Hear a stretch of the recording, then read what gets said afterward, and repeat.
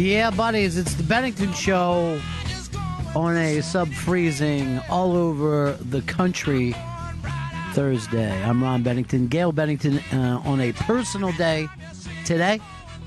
And we've got some fun guests lined up in just a little bit. A guy we haven't had on the show in forever, Big A, is going to be here. We haven't seen him since the Thanksgiving show, where, as usual, he killed it. And then after that, Mike Bichetti is going to be here.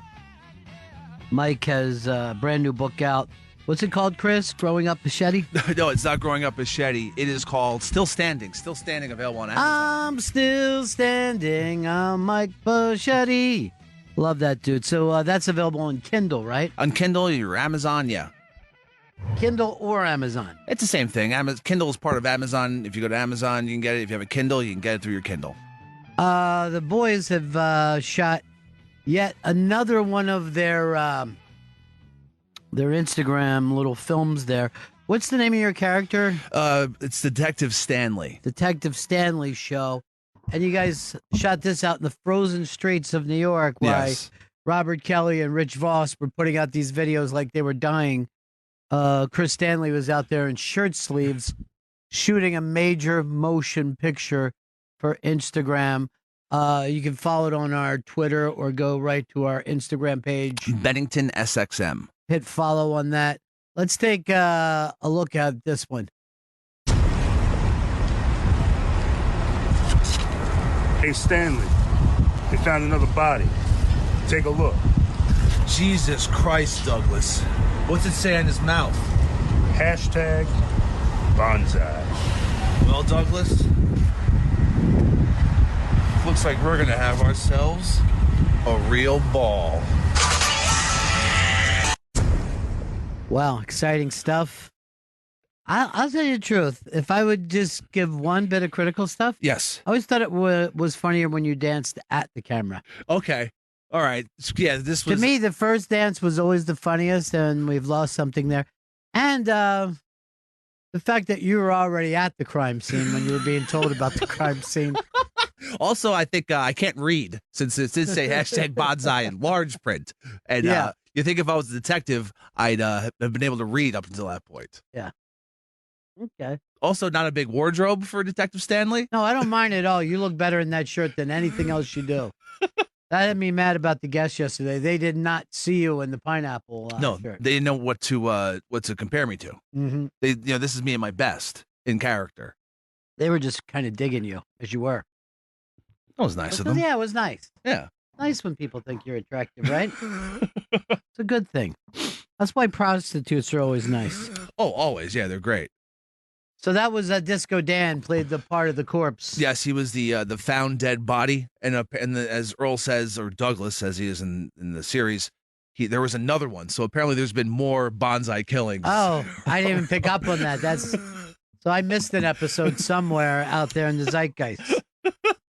Well, we can't follow there every day in Stanley and Douglas. No, you wouldn't be able to do that. That's crazy. No, they're too busy. I mean, there's all these murders in the subway and on the front in Midtown Manhattan. Let me see what some of these feedback.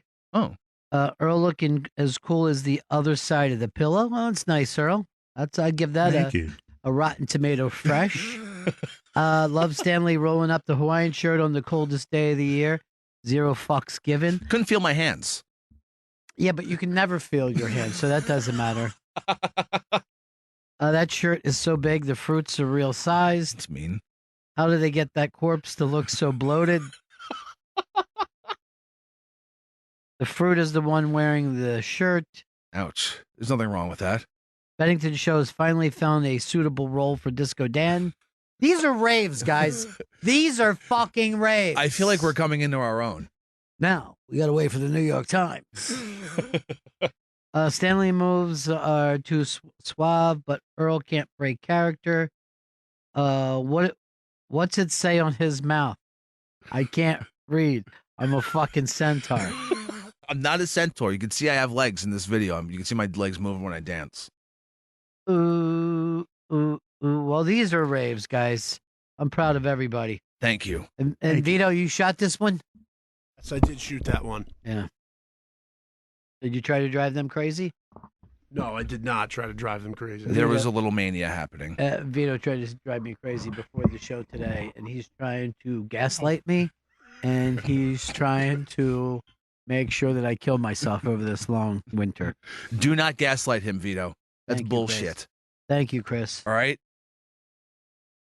I've been accused of gaslighting. It's not nice. What's it say on his mouth? Hashtag bonsai.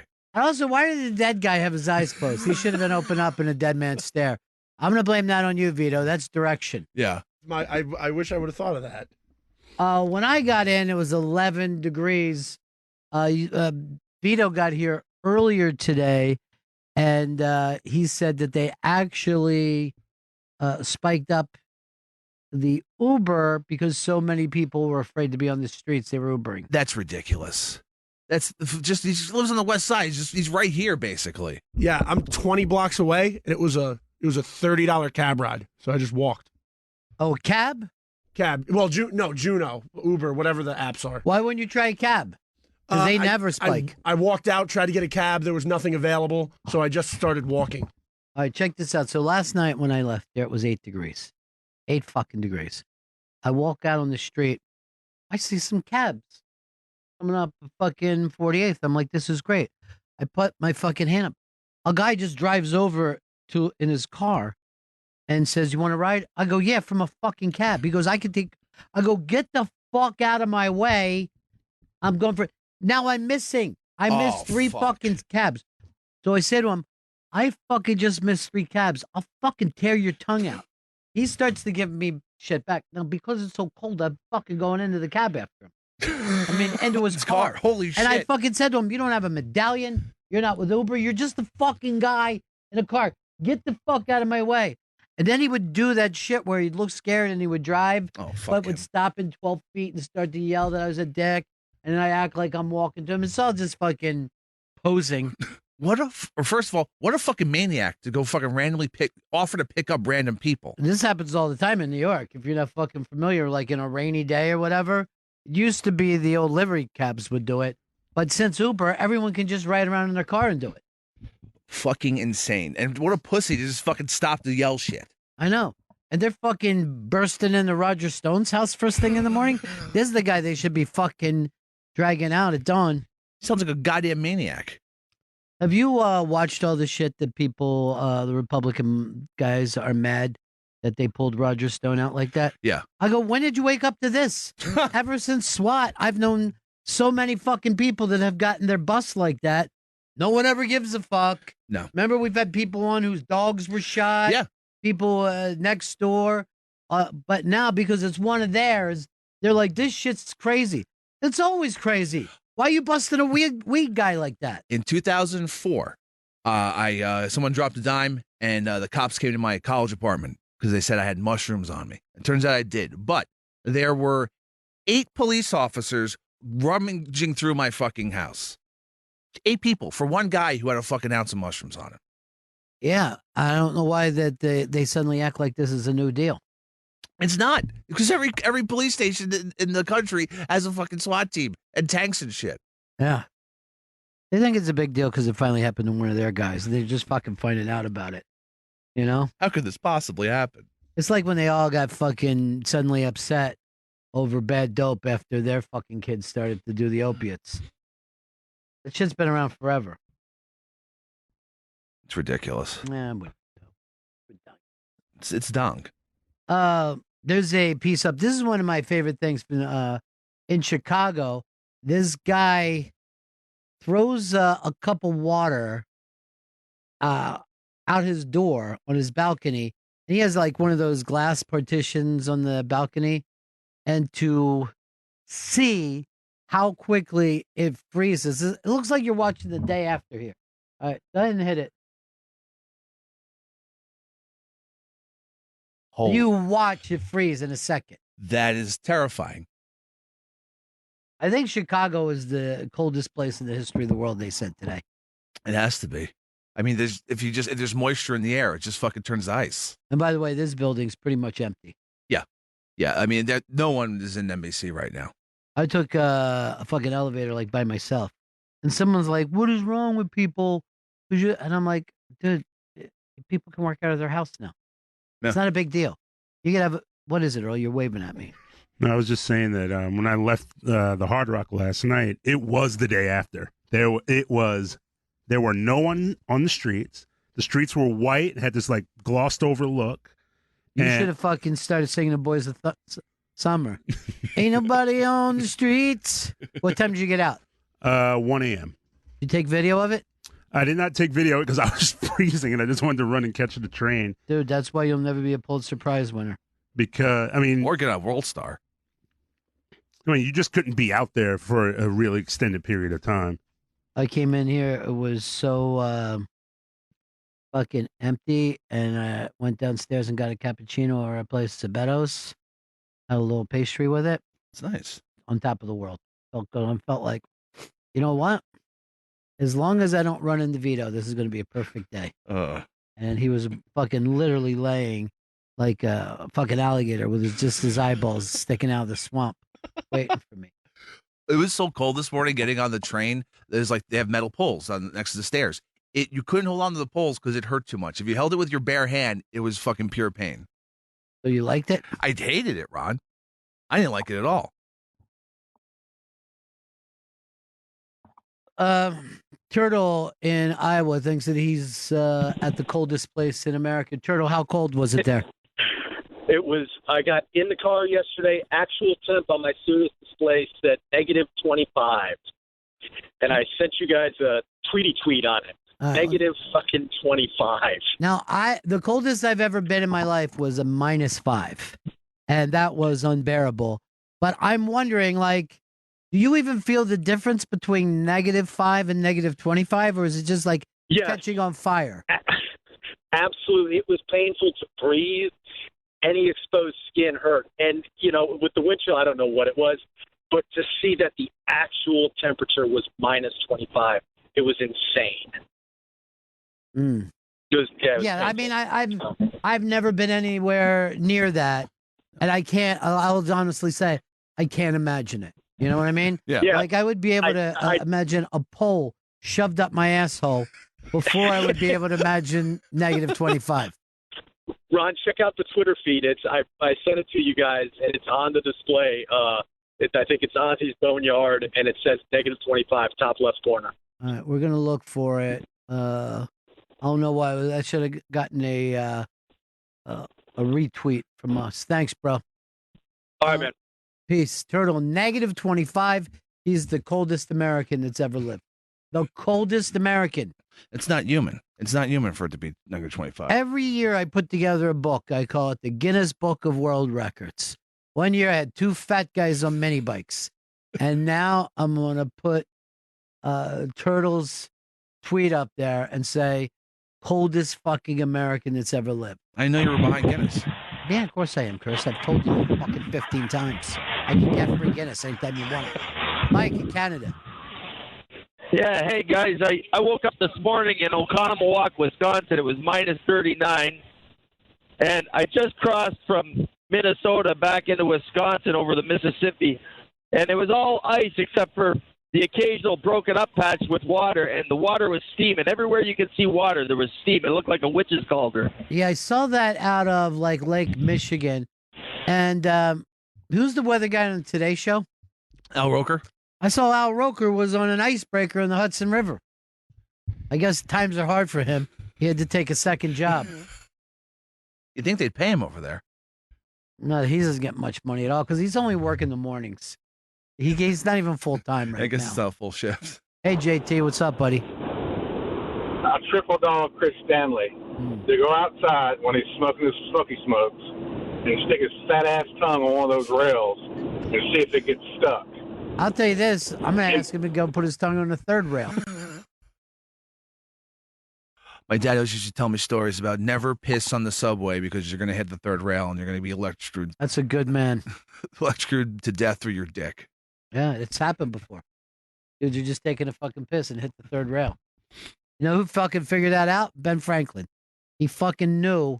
You got to be so fucking careful around electricity. Look, can I just say something about Ben Franklin? Yeah. All right. Give me the story that he's famous for with that. He was flying a kite with a key on it, and then the electricity, the lightning bolt hit the kite, and he discovered electricity. But it was in the rain, right? It was in the rain, yeah. Earl, you heard the same thing in your school? Always. Okay. Now, the time that he was flying a kite, there were only paper kites, right? Yeah. You're going to fly a fucking paper kite in the rain? First of all, I don't know if you can fly any fucking kite in the rain. And then electricity hits it, runs down the line, and fucking makes a fucking key spark, right? Yeah. So what? You haven't captured electricity? You're not going to fucking turn a light bulb on with it? What have you fucking proved? You haven't proved anything. You just hurt yourself. I don't think he was holding on to the key. I always thought he was blown his fucking balls off. Yeah, how does he fucking go from that to What credit does he get? Oh, look, it fucking went down here. You know, look, I could have fucking told you years ago you could blow up a fucking fish with firecrackers. That's simple stuff. That's right up there with his thing. I don't think you could hold a fucking paper kite in the sky, in the rain and wind. Fuck that story. That story's crazy. It's fake news. Why does that? That's just saying I don't want to think. You know what I mean? When you yell out your fucking Proud Boy stuff, you're like, Ron, I gave up thinking, so I'll just yell out a fucking T-shirt. Earl, I don't know how you put up with white people. I'm glad you do. I just don't know how you do it. I try, Ron. It's a day-to-day struggle. Something I wanted you to do years ago for us, Nikki Sunshine went and did instead. It's up on the iBang. Top 5 soul food spots in New York City. That's what I'm fucking talking about. Great soul food. She has a dinosaur barbecue in Harlem. I'm not crazy about it. I'll be totally honest. Have you eaten there, Earl? I haven't, but I've had friends that live up there, and they're like, a little overrated. Thank you. I've had it many times. Then she has the Door in Queens, which I've never heard of. Just take your time. What does she have? The Door in Queens. I don't know this place. What she's saying is going to be. Oh, you know it, Earl? I live right down the block from it. What's the story? Excellent food. It's been up for. It used to be in a club, and then it became a restaurant. Excellent food. Fantastic. Excellent food is not what we're looking for. What do they have? What's the fucking thing I should do? Greens, cornbread, mac and cheese. Is there an entree? Not sure about the entree, but do you only get sides? I'm a sides guy. You don't get fucking like chicken and waffles? What are they known for, Chris? The Door in Queens, they're known for Caribbean. It's Caribbean soul food, so like curry chicken. All right, so this shit that he's bringing up, they probably don't even have. They have jerk chicken, goat. I don't know if I can eat the goat. All right, what else? Melba's in Harlem. Don't know this. This is Bobcat? Bobby Flay went there to beat them in a throwdown for chicken and waffles. So they're known for their chicken. You know and how many places are known for chicken and waffles in Harlem? And I'll fucking eat at every one of them. I love chicken and waffles. It's a ridiculously good dish. Thank you. It's a perfect combination. Thank you. Fake news. What else you got?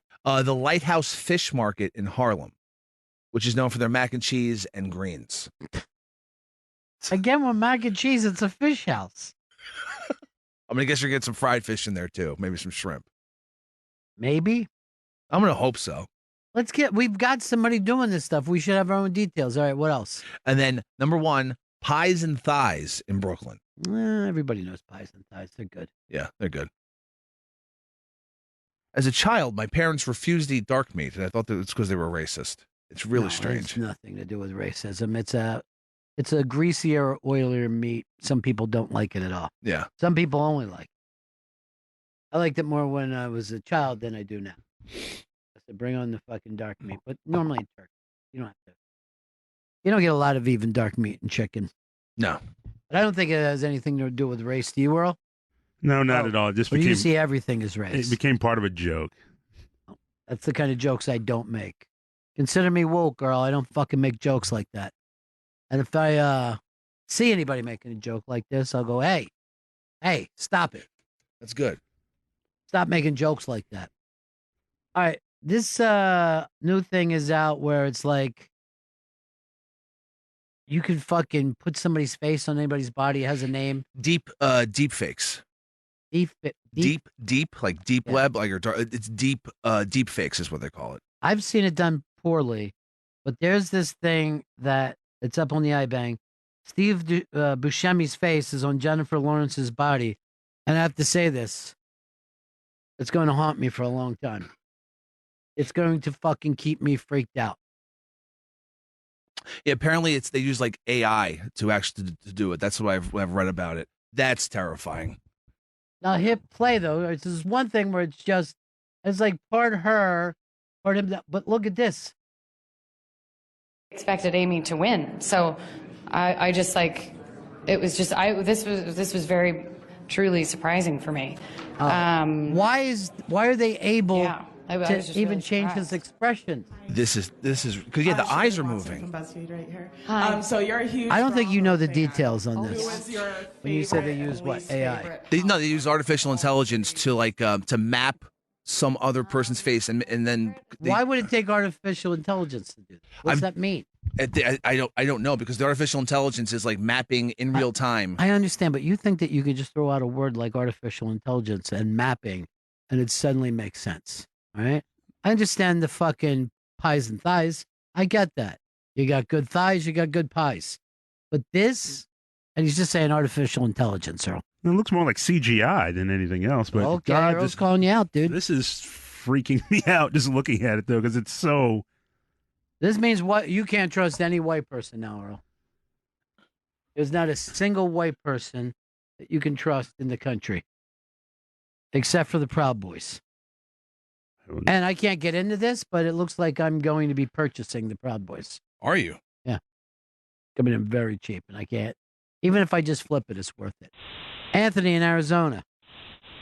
Yeah, Ron, it's not freezing down here. I'm originally from Chicago. It's 70 degrees right now. High's supposed to be 74. I just had to put my air conditioning on in my car yesterday to cool it off a little bit. But, here's what gets to me. I feel like you've turned your back on your own community. You know what I mean? Like, you were a part of something, and you could be suffering with those people and bonding with those people, but you just choose to live the sand life. Just fucking living it up in the desert. It's almost like cheating in a way. Well, it's nothing like cheating. You just went to Arizona. Yeah. I mean, cheating is when you do something that you shouldn't. Scroll down there. Pics. So we were supposed to look at the pics and that thing. We've already moved past it. Why don't we do this, Earl? Like before the show, let's figure out what we're going to be doing and then know how to get to them during the show. Can I count on you for that? Yes, sir. You don't have to call me sir, okay? Show respect, Ronnie B. No. I don't deserve your respect. I just want you to be a person like I'm a person. All right, we're two equals. That's what I'm saying to you, Earl. The time of the 1950s, the Jim Crow was over. All right? It's the fucking 80s now. All right? And that means Reagan's in and MTV's here. And everything's going to be great. The war on drugs. Yeah, there's a war on drugs. We're going to defeat drugs by 1991. Trust me. It's a great timeline. All night long. Lionel Richie is Earl's favorite fucking performer of all time. I didn't know that. Yeah. Can't Slow Down was a monster album. For who, Earl? Lionel Richie. Yeah, but for what audience? The crossover audience, right? Yeah. Like if me and you went to a Lionel Richie show tonight, you think you would be the only black person there? Probably at this point. He's for some reason he's now got a big audience in like Dubai. He's already gotten. We that. all have a big audience in Dubai. That's without saying. But he was like the big. He was probably the crossover champion of all time. I'm gonna give that some thought. The Commodores were like people forget the Commodores were a super funky I don't band. fucking forget, man. Brick House. Once, Zoom. twice. And then the ballads came in, and then the funk. Then all fucking shit fell apart. it slowly went away. The funky stuff. Be a brick house. Well, that's your thing, Earl.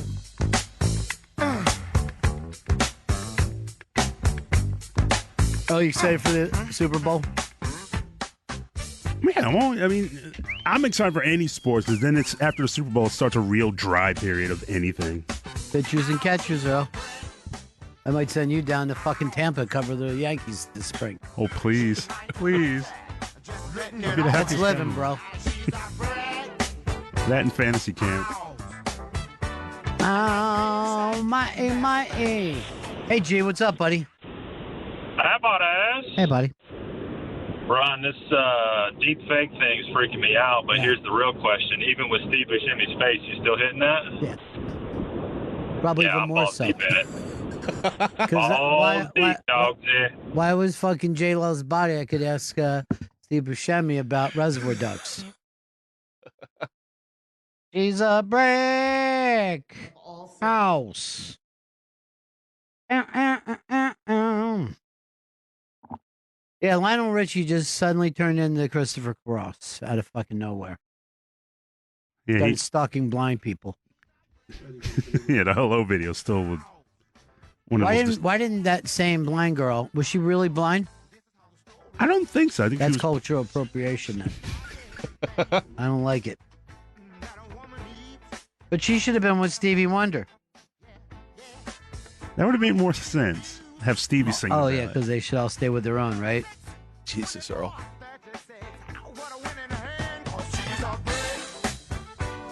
I don't know, I put some stuff up on our Instagram stories. I can never find them.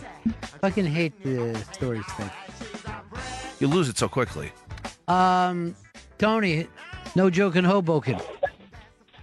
Yeah, hey, Earl, did you ever hear of an artist called Michael Jackson who may be a little bit bigger of a crossover than Dancing on the Ceiling guy? Come on. Well, as far as completely losing the black audience, Michael kept the black audience. I'm going to agree with Earl on that. I think you made an ass out of yourself, sir. Michael played to everybody, including young people that he molested. And that's the crossover that Michael pulled off. You know, nobody saw him. Yeah, that movie is... I didn't see it. Did you see it? I've not seen it. I have a friend of mine. She saw it at Sundance. She goes... Was the friend of yours invisible? No. She saw it and she was like, you could hear a pin drop when that movie ended. Except for the laughter. Holy shit, big stars call our show. I'm used to that. But Mitchell Walters, one of the original outlaws of comedy. Lock it up, Mitchell. Hello, Ronnie. Hey, buddy, what's up? Nothing, just in Florida, enjoying the sun. What are you doing, betting the dogs? What are you, the highlight tonight? No, there's no more dogs in Florida. They banned it. Oh, I thought that they were taking a couple years before the whole thing was done. Nope, just as of January 2nd, there's 10,000 puppies running around loose. Yeah. My friend of mine had adopted one of those dogs. You used to be able to get them for free. His name was Two Dog. And he fucking got out of the backyard and he said it was like watching a bullet go down the fucking street. Yeah, I said to George, I said to Flats yesterday, drop me off at the dog track. He goes, what, you going to play poker? I said, no, I'm going to bet the dogs. He goes, I didn't know. I looked it up. I Googled. Yeah. I read all the articles and very upsetting. Well, you know, we were, Chris Stanley went down to St. Pete a couple years ago and he brought up the dog track. He goes, I would be there every night. I go, it's always like a great Florida tradition, a hot night. You're watching the dogs. It's enjoyable. Yeah, it's the park I found to be quite beautiful. Yeah, I agree. And it was like cheap beer, and it was just nice there. And you can gamble if you want. And you know what? It's almost like minor league baseball. You know what I mean? Like there's a casualness to it. Oh yeah. Yeah, it's very trailer park. Yeah. So what are you up to? I'm just rehabbing my leg. Yeah. I guess once you hit a certain age, all of a sudden the legs go. Yeah, I mean, once you be shot 2 or 3 times in the knee, you know what I mean? It's going to be difficult. I'm just getting ready for Sunday's Super Bowl. I only made one bet. I bet the double result, Ronnie. You know what that is? No. That's where you pick it to be a tie at halftime. I got 18 to 1. Wow. That's good. Yeah, 18-1. I mean, and you take both sides, so you can't lose. You know, it's 1,800 if the Rams win, and it's 1,600 if the Patriots win.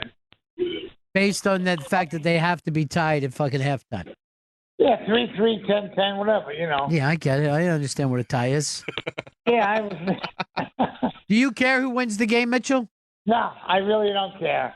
Honestly, I want the Rams to win because me, like most of the public in America, hate Boston Patriots. Well, I hate the New England Patriots. I mean. No, you showed your age. That was important. Now, the thing is, a lot of people are mad because they don't feel like the Rams fans deserve a fucking Super Bowl. Yeah, Because they haven't given a shit about football in 25 years. There was this video going around of the Rams being the Saints, and it was in a bar, and no one was watching it, and no one reacted when they kicked the field goal. Right. Not one person. They were just no one just gave. They didn't even care when the Kings won. They don't fucking care about anything but their Lakers. Just strip them of all their sports teams. Yeah, I think they wanted New Orleans and the Patriots for rating wise. Drew Brees. But I'll watch the game, but I really don't care who. I was in a sports book on a Sunday with Mitchell. I'm betting football, and you going to get in on this? He goes, no, it takes too long. He just wanted to bet the fucking horses because he couldn't get the fucking urge of sitting for 3 hours wondering whether it comes in or not. I'm a minute and 12, 6 furlongs. That's it. Yeah. So hi, Gail. No, Gail's not here today. Oh, I just heard somebody with a little laugh. Yeah, that was Chris. He's effeminate. He's very effeminate. Schubert was just in here not too long ago. Yeah, he's in Vegas. We're actually together in July. The guy booked me and Jimmy on the same show. Great. I said to Jimmy, I said, the teacher becomes the student now. I said, I'll MC, and then you can close the show. It's 14 shows. It's a lot of shows for somebody in their mid-60s, you know? Right. You're taking it easy now. You and Flats are just sitting back in the sun enjoying life. Yeah, George, he's got his 3-4 hours a day Ubering it. Right. He Ubers, picks up a quick 100, 150, and then we sit and have ice cream at night. It's great. No more party packages. That's all behind you. I didn't say that. No, it's Thursday. You don't want to waste a good package when you've got the weekend coming up. Right. That's true. That's so funny. We were telling stories last night, and we were laughing. That's why I want to get you to do the unmasked one. I'm going to lock these stories down because nobody's got more comedy stories than you do. Oh, I got some really good stories. Yeah. I got the John Belushi. I was with him the night before he died story. I mean, I got some good stuff. No, I know you do. Flat's the one who booked fucking Schubert, so just talk to him as your PR guy. Yeah, definitely. Yeah. When the temperature rises in New York, I'm staying the month of February. I'll be back like the end of the last week of February. I got to get to the doctor for my meds. Yeah. Hey, just I booked my vacation. Do that fucking tell Chris Stanley that card trick that you used to do with your dad on the phone. Oh yeah, it's every time you pick a card, and I call up, and as you're talking, he's saying he's saying he's going through the deck. He's going ace or heart, two or heart, three. Whenever he hits the card, that's when I go back to the conversation. I say a key word. It looks great when it's done. Yeah. He's got a million of those kind of things. I love that shit. All right, Mitchell. I'll talk to you soon, buddy. Yes, we'll do Unmask. And Chris, good luck on Sunday. I hope you win the pool. Oh, that's very nice. Thank you. That's very nice. Thank you. All right. Talk to you later, buddy. Mitchell. You have a safe weekend. Okay. All right, peace. Bye-bye. Chris, leave me on the air on hold. I want to hear the show. Oh, he wants to hear everything.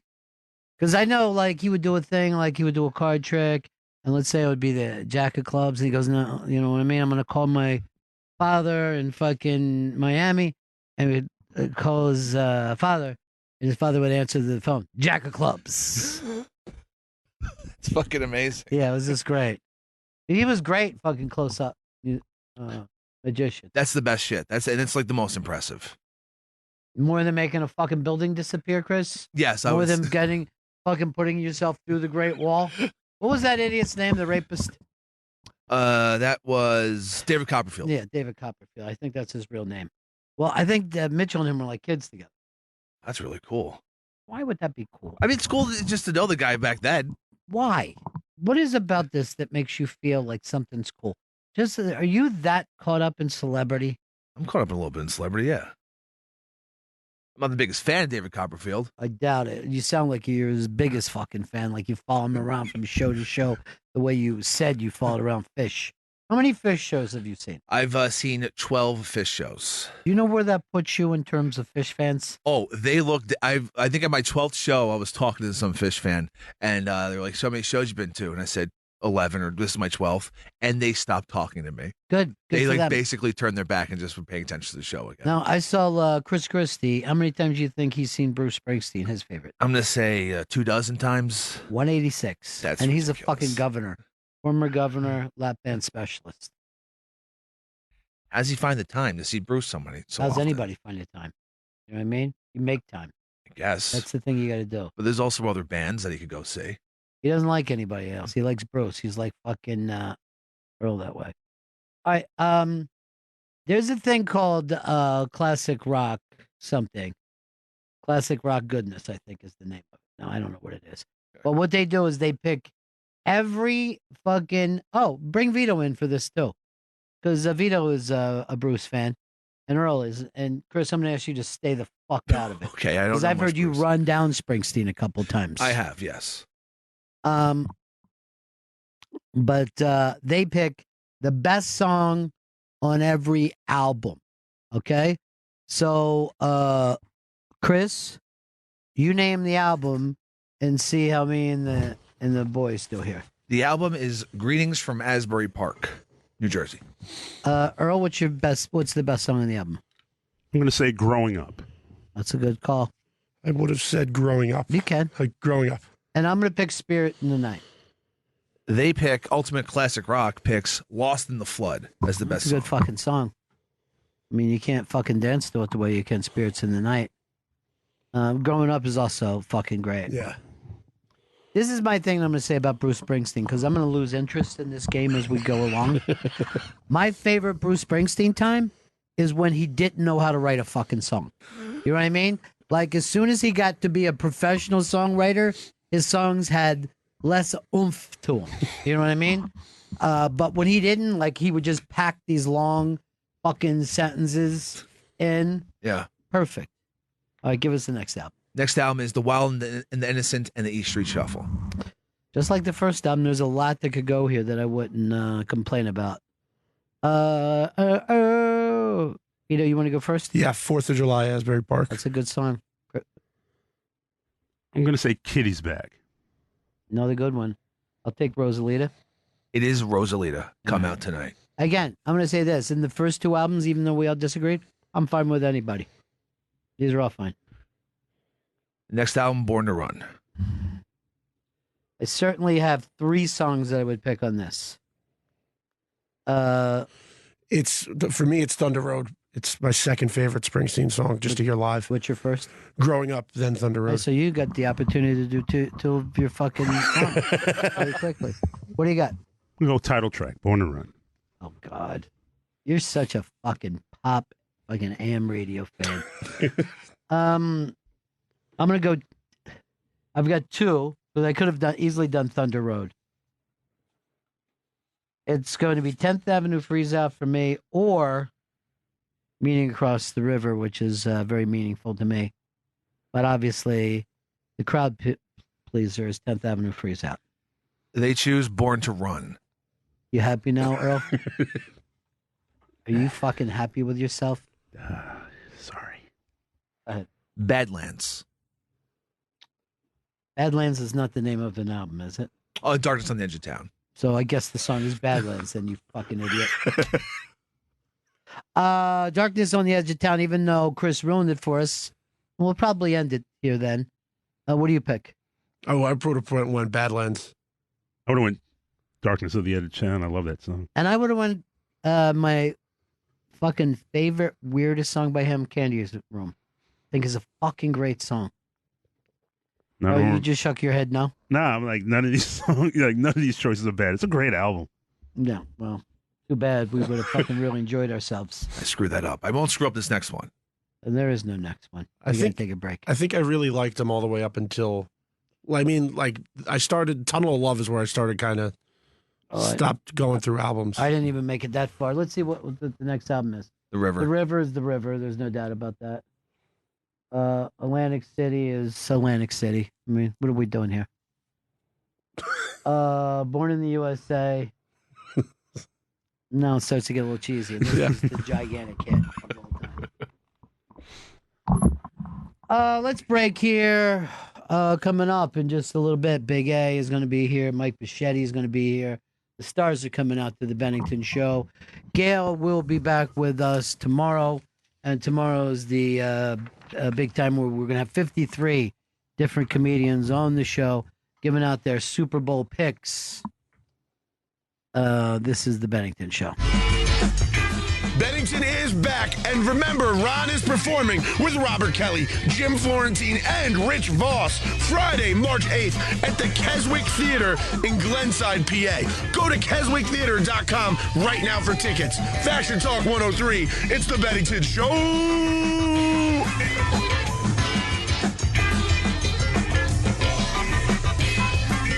Bam, bam, bam. Bennington show. We got somebody on the phone here. Hello? Hello.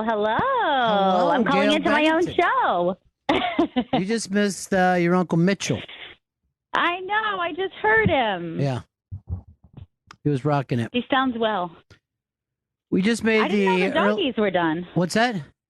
I didn't know the doggies were done. Yeah. I mean, there's just been, it's an ugly thing. All the ugliness behind it. One day horse racing will be gone, too, for the same exact Oh, yeah. I think so, too. Gail, good news for you. Denny just stopped by, and you wanted to pitch something for this weekend, Denny. Hello. Yeah. I had mentioned this before in a cold nation like we're experiencing right now. Yeah. A good relief for the listener is the Cabin Fever Reliever Weekend. Okay, great. Where you just saturate saturate the airwaves with great summer songs. And some cold songs, though. Cold as ice. Well, that you would play when the temperature hits, like, say, 103 for channel 103. Right. You would do something like that, a Christmas song. But here in the heart of winter, the dead of winter, if you will, you play Beach Boys, maybe Hot Fun in the Summertime, a little Sly and the Family Stone. Even go for a little double shot of Summertime Blues, Frigid Pink, and, of course, The Who. And there's just a plethora. So you would do a double shot? You go back to back? Sure, why not? Yeah, I think so. A little taste there, maybe even a mashup. Yeah. And I know one of Gail's favorite songs, also a nice summer feeling song, Moonlight Feels Right by Starbuck. Moonlight? That is. Feels right. Yes. Always nice to have a song with a xylophone in it. But there's just, pile them away. Little surfing music. Yeah. Sunshine. So, yeah, this would be something you'd be interested in then. This is good. Yeah, I wish I was there. Because I know you guys always do right now. You guys always do a little music show too. So yeah, we're doing a GPS show this weekend. Earl refuses to bring it up. But first time Earl has produced. What is it, Earl? It's Memphis in the 60s and 70s. It's going to feature Isaac Hayes, Otis Redding, Al Green, and Peoples, Irma Thomas. Wow. There's Saturday at 3 p.m. on Deep Tracks. Nice. Serving it up from the Soul Kitchen. Yeah, we are. I like that on a Soul Patrol. Yeah, Soul Patrol. Filet of Soul, I'd like to call it. Filet of Soul, that works too. Yeah. That was such a great GPS and such a great scene. Yeah, it's going to be really, really fun. And hopefully Denny can be in on it. Now, I heard a thing today, a station I didn't know we had. I think it's Pop Rocks. Yes. And it's rock songs that became pop hits. Yes. A lot of different things, I guess, from the I heard aughts Blind Melon in the when 90s. I was there. Yeah, a lot of things like that crossed over. Yeah. Who's running that station? Oh, I have no idea. You really don't keep I up? have no idea. No, I just worry about myself. I learned to just worry about myself over the years and kind of not worry about what What's other the people last are time doing. you had a new idea, Denny? Something that Well, it's probably 1983, maybe. Yeah. Uh-huh. Yeah. What was that? What's that? What'd you come up with that? I was working at an oldie station. I came up with the Cabin Fever Reliever Weekend, and they So loved that was it. Yes, they loved it, and we had it sponsored by a soup company. Uh-huh. We had a soup company. We had an air conditioning company come in there, and a vendor who heating and cooling systems, if you will. Right. You know. And did now that it's a catch on? classic. What's that? Did it catch on around the country or just It did. I think I should have, I guess copyrighted it. But once a radio consultant heard it, he said he came up with it first. Yeah, they all do that. Back in the 70s, and just called it something different. I don't know where Vito is, but I got no water today. Vito is he's trying to drive me crazy today because Gail's not here, and Gail will run interference with me. Yeah, she with that. does. Yes, that is true. Sort of I like- protect you from a lot of that. Sort of like good cop, bad cop, right? Yeah, except for we're two bad Yes. cops. Two bad cops. Gail, you'll be back in here tomorrow, and then we're doing that I will. GPS. All right, buddy. Good to talk Yes. to you. Good to talk to you guys. I'll see you guys tomorrow. Send me Stay pictures warm. of the baby, would you? I will. Thanks. Peace. Bye, Gail. Why is that? You didn't talk to her the whole time and then you yelled, bye, Gail. Just jump in there. How's that radio? How's that And you radio? said he runs one sloppy loose board. Yeah, I got to tighten that up. We don't want any dead air. You got to do the tighten up. Tell him who that is. Archie Bell and the Drells. Yeah, but you don't do the tighten up. I don't. Good song. This is the thing about Chris Stanley. He can not only sing, but he dances as good, Good as he wants to. Yeah, good stuff. It's such a great record. Hey, Bob in Reno.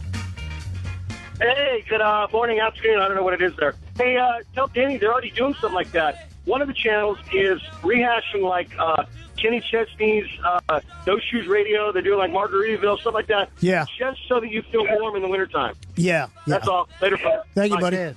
Yeah, they're doing that over on Channel 4, the Spotlight channel. So they just giving a little taste of everything. But I figured just keep it oldies, keep it 60s, Yeah, 70s, you don't 80s. like any of the modern stuff. The modern stuff makes you sick. in No, your stomach. I do, as long as it's good. There's been good and bad from all the eras. Yeah. And just give me a good song, and I'm happy. If I could give you a decade, could you pick me your favorite and least favorite songs playing in it? Well, it's a little subjective. I guess I could try. Yeah, subjective is what it's all about in this business. Yes, I guess I could. Where's Vito with our guest? He's walking down the hall now. Why so slow? What's I don't happening? know. We used to run like a clockwork around here, Danny. Yes. Now it's cock jerk. He's just slow walking. Yeah. He's just a slow walking guy. Can't find him, huh? He's. I just texted him. He's says he's coming down the hallway now. I told him to move it up. Yeah, it's not really a long hallway. Yeah, He should I be agree with hustling. you. He This should be guy hustling, keeps taking motivating. pictures of us from out there. Are you aware what that's going on? Yeah, I have no idea what that guy is doing. I did catch him taking a picture. I'm going to say this. Yes. And my new thing, and you can give this out to, I don't have a producer, I have a producer. And that's what my thing's going to be. That's zany. Where's Vito with our guest? He tells me he's coming down. I told him that he's not texting me back. Why I don't so- know why this guy keeps taking pictures of me now. Yeah, he's trying to, it's like it's a fucking crime scene. It's fucking very. Maybe he's from the New York Times.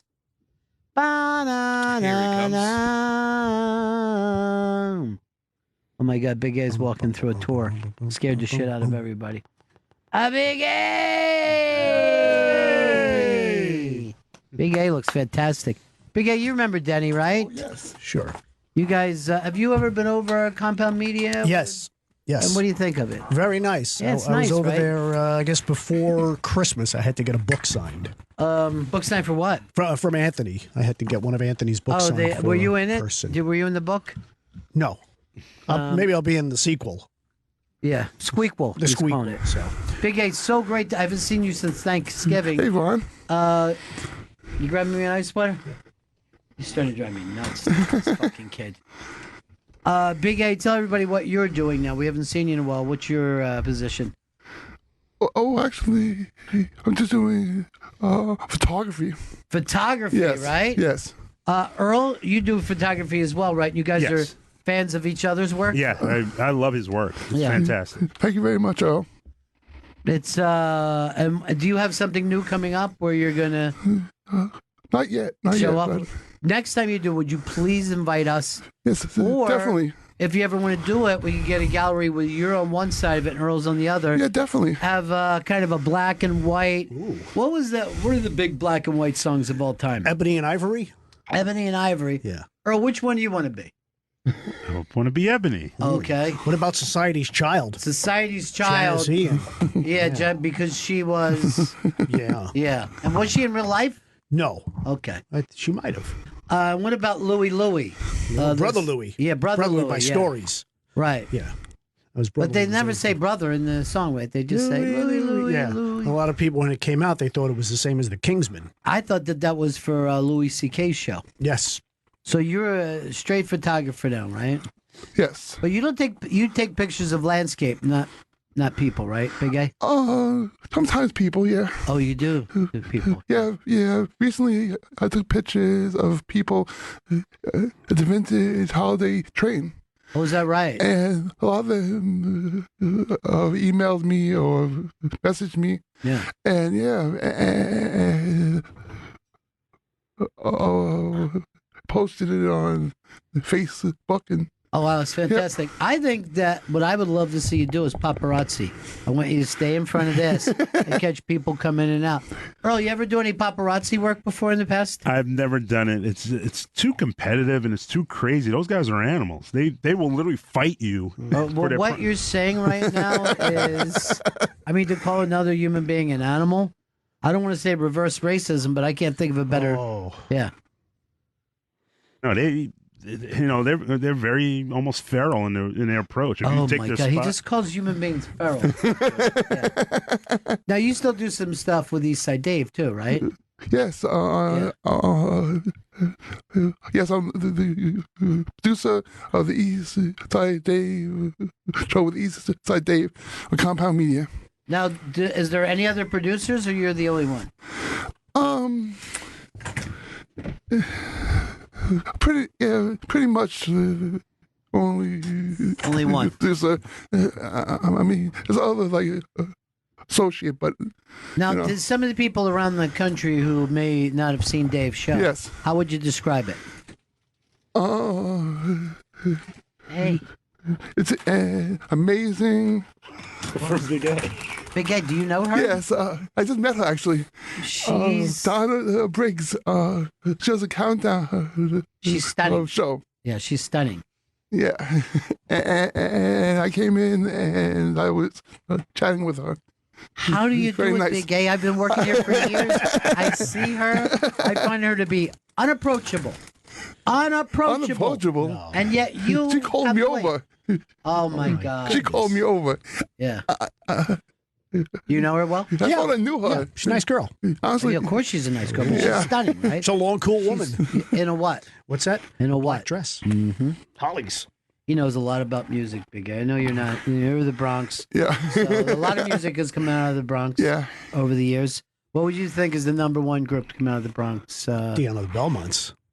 Dion. Yeah. Out of everybody. Dion, who gave up his seat on the ill-fated winter tour. He was supposed to be on that plane with I didn't Buddy know Holly. that it was Dion. Yeah, he was on that tour with Buddy Holly. Yeah, Big Bopper. Who got his seat? The Big Bopper? Maybe Richie Valens, because Dion said that he wasn't. He had to send a lot of his money home to his parents, so he couldn't afford to be on the plane. So he just rode the bus. Mm-hmm. And lucky for Dion. Lucky that his parents were so broke-ass. Yeah, right? Yeah. Dion's still going strong. Now, I don't know whether you're aware of this, Big A. Yes. But over the years, yes. Eastside Dave and Chris Stanley used to be really close friends. Yeah, buddies. Buddies. And now tight friends, yes. Yeah. Absolutely. And they both kind of came up in my show. Dave was a real champion of yours. And then, as far as I know, you were like the producer of the Dave Sports Show, right? The Eastside, the Davey Mac Sports program, yes, Right. and co-host. Ooh. I was both. And then we parted ways. And what I see, what's happening here is that Big A, Dave is using you, just like he used me, just like he used Sam.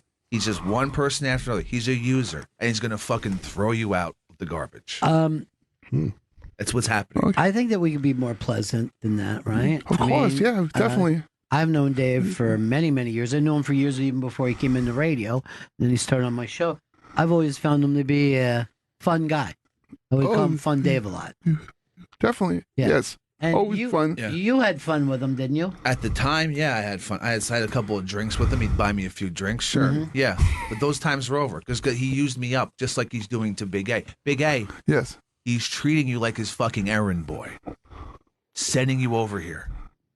That's what's happening. First of all, How was it? Actually, I was invited here. Yes, he was invited here I by wasn't me. sent here. Yeah. I mean, I was you're actually invited here. I know, this isn't Apocalypse Now. He hasn't taken the river to come down here to get me. I feel like What are you talking about? This came out from out of nowhere. I wasn't the first one to be used up by him. You're going to be fucking thrown out. Well, can I just tell you something, and this is my own opinion? Yeah.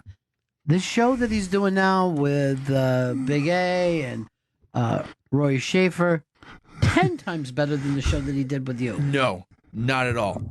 The David Mack Sports program is magic. I've listened to the East Side Dave show. I've gone on it. It's nothing compared. Con on it? I've gone on it. Con on it? Yeah. It's nothing compared. Which is it? Con on it or gone on it? Gone on it, Ron. It's nothing compared to the David Mack Sports program. Are you don't have a problem with Big A, right? I have a problem with Big A, yeah. What's the problem? It's that he goes behind my back saying that I have contacted him when he hasn't, when he's impossible to contact. All right, so yesterday I said to have Deborah get a hold of Big A. Yeah. She told me it took her 20 seconds of me saying it and her making a call. And that's with you. And if we're talking lackeys, you're Lackey fucking Vito. I don't know what Denny, you've been through stuff like this before in radio, the jealousy of radio. A lot of hostility, yeah. Right. Little backstabbers. Right. OJs. Who was the biggest morning show that you were ever on the same channel with? The biggest morning show that I was Yeah. ever. Well, I don't Have you worked with any of the legends? worked with Cousin Brucey. Oh, there you go. That's as big as it can get. That's a legend. Wolfman Jack. No, neither one of them would be able to pick you out of a lineup today, though. No. Because I brought up you to Cousin Brucey, and he was like, who? Yeah. Who? Yeah. Here's the weird thing about Cousin Brucey. So yesterday I'm holding the baby, right? My little granddaughter. Brucey comes by the window. He sees her. He starts to wave. She gets so happy. And I'm like, that's why he's had Everybody's the career he's cousin. had. Yeah. Everybody feels close to Cousin Brucey. Yes. And would you say that Eastside Dave has that as well, Big A? Yes. Yes, definitely. Yeah. Big A, listen to me, because what Dave is a puppet master, and he's pulling your strings. Which strings? The strings on his show, the strings of him coming over here. That's what's going on here. Once again, I was invited. He once again, was invited by Ronnie B. Yes. Ronnie And B. here's another thing. Yeah. You've been invited on the Eastside Dave show, and you don't show up. I don't show up because I'm on the goddamn Shizer list. The one time that you did show up, it's because I dragged you down there with me. Yes, you and brought we me had a what? A good time. We had a good time. Earl, I've been trying to get you on that show for years. Can't get you in there. Yes, we've always had scheduling conflicts, and we've also had bullshit. Bullshit. Hey. No. I can't honestly, get you. Honestly, Earl. How could you have 7 years of scheduling conflicts? And I've tried to get you on Anthony Cumia's show. You won't go. You know, we just had, again, I've always been working. I've always been at the Hard Rock. I've been a busy man. Not that busy. Not that busy, Earl. Not that you don't have one day in years. Denny is a busy man, and he went down there and did the show. Oh yes. And killed. Yeah, nice Definitely, time. yeah. Yeah, nice Yes, time. he killed. Anthony's a good guy. And why are you on the Shizer list, Chris? What have you done? I guess I didn't return a text or something. I Yes, have no return idea. text. I return texts all the time. It is not warranted for me to be on this goddamn Shizer list anymore. And that's my problem. Big A. Yes. Dave cares more about that racist robot of his than he cares about you. No, he doesn't. Yes, that's No, he true, doesn't. dude. I fucking No, he know. doesn't. I worked with him for a long time. Yeah, that's true.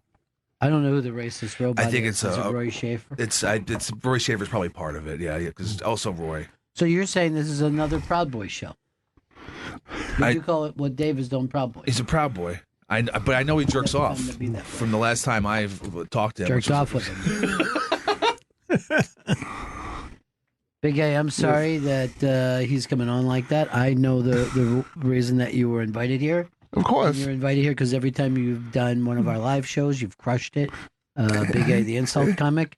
But and I also appreciate it so much. Every time you call or every time you contact me, right?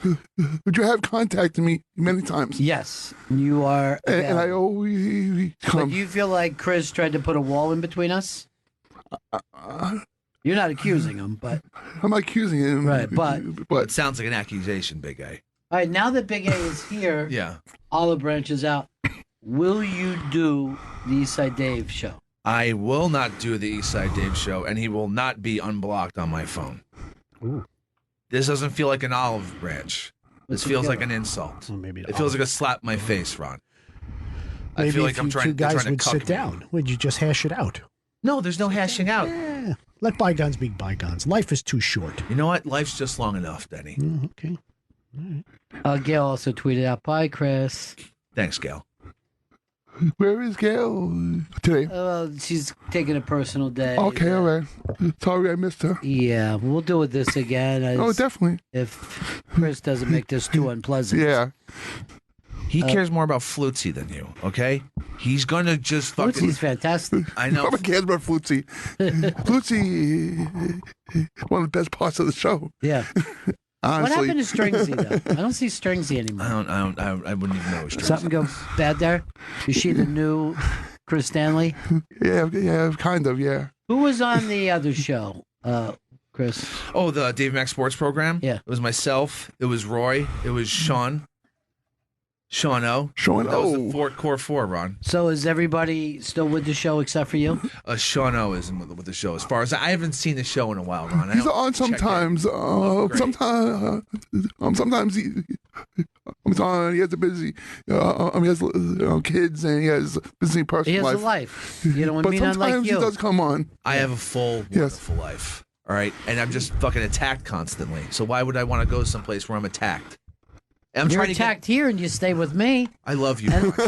I love you. I don't give you a single good day. But there's love between Yeah. you and I, or at least my way going towards you. No. I love you like my own. You know that. Okay. I just can't stand you. That's what I got to You know what I work mean? on. Like, that's why you're like family to me. Okay, cool. Danny, this got a little uncomfortable, didn't it? Yeah. Yeah. Yeah. I like to be around happiness. Yeah, I'm the same way. What song would you play right now for these guys to maybe bond them together? Break Up to Make Up, the Stylistics. Break up to That's make a nice up. one. Or He Ain't Heavy, He's My Brother, the No, we Hollies. gotta just go with that thing? Let's go with the... Earl, you've never been a fan of Philly Soul. You're all Motown, right? I love Philly Soul. Which you prefer, though? Ooh, I'm probably more Motown than Philly Soul. Then why am I talking about it? Why would I even talk It's fantastic music. Both of them. Jack, South Carolina. Hey, Ron. I don't want to start anything, but I've got a friend who knows Chris Stanley pretty well. Yeah. And the word on the street is that Chris has been saying the reason why Gail and the baby aren't in the studio today is because Big A eats babies. That's what Chris is saying, at least. That's not true, is it, Big A? No, not Because you know, of course. The last picture course. that Gail took It was on Coney Island. Coney Island with you right bbefore she had the baby. I was walking, and she actually noticed me. Yeah. And I took a quick picture. It's very nice, yeah. Yep. Play a song and when you were on the radio, Denny, that moved you so much you would cry. Yeah. That would probably be Tired of Towing the Line by Rocky Burnett. Wow. Yeah, that always did it to me. Did it remind you of somebody? Just a give and take relationship that I was never in. Something that you went through before in your life, huh? Yeah, it was just so special. You don't know how to run and get the other side, do you? You just brought it up. You could have went to another tab and off you go. So you are the only producer on the show now. Would Pretty you much. would you welcome Chris to come back? And Absolutely. help you? Anytime. All right, so Anytime. you're welcome to go down there. Anytime. And Big A's lackey, his fucking gopher, his Nope. bitch boy, and just help maybe mop up the studio a little bit. No, that will never happen because Big A is Dave's bitch. That's what he's there for. What are you gonna say? Why are you attacking Big A like that? because he's coming in Sirius XM and fucking trying to get in my face. He never did I was invited, once again, I was invited here, Ron. I'm coming to me in I your know there's face. something behind this. I know There it. is nothing behind it. It's not a setup. No one's going to put the boots to you. No one's going to attack you. Yeah. Just be a I don't know how person to respond to that. for 5 fucking minutes, dude. I am a person, and I'm a person who's fucking been shitted on constantly, so much so that I put it on a list that is just shits. I don't want that, Ron. And that's why Dave's blocked. That's why I'm not doing Eastside Dave show. How about this? Yeah. Since you do all the booking, right? Yes. How about me, Yes. Chris, and Anytime. Earl? And Earl. Anytime. We bring back together the old R&F show. Ron, you and Chris and Earl are welcome, are cordially welcome anytime. Wow. Anytime. Open you want. invitation. Open invitation. Anytime you want. Mind if I bring Denny with me? Absolutely. Love to come. Can you bring a stack of 45s, Denny? I can do that. Yeah.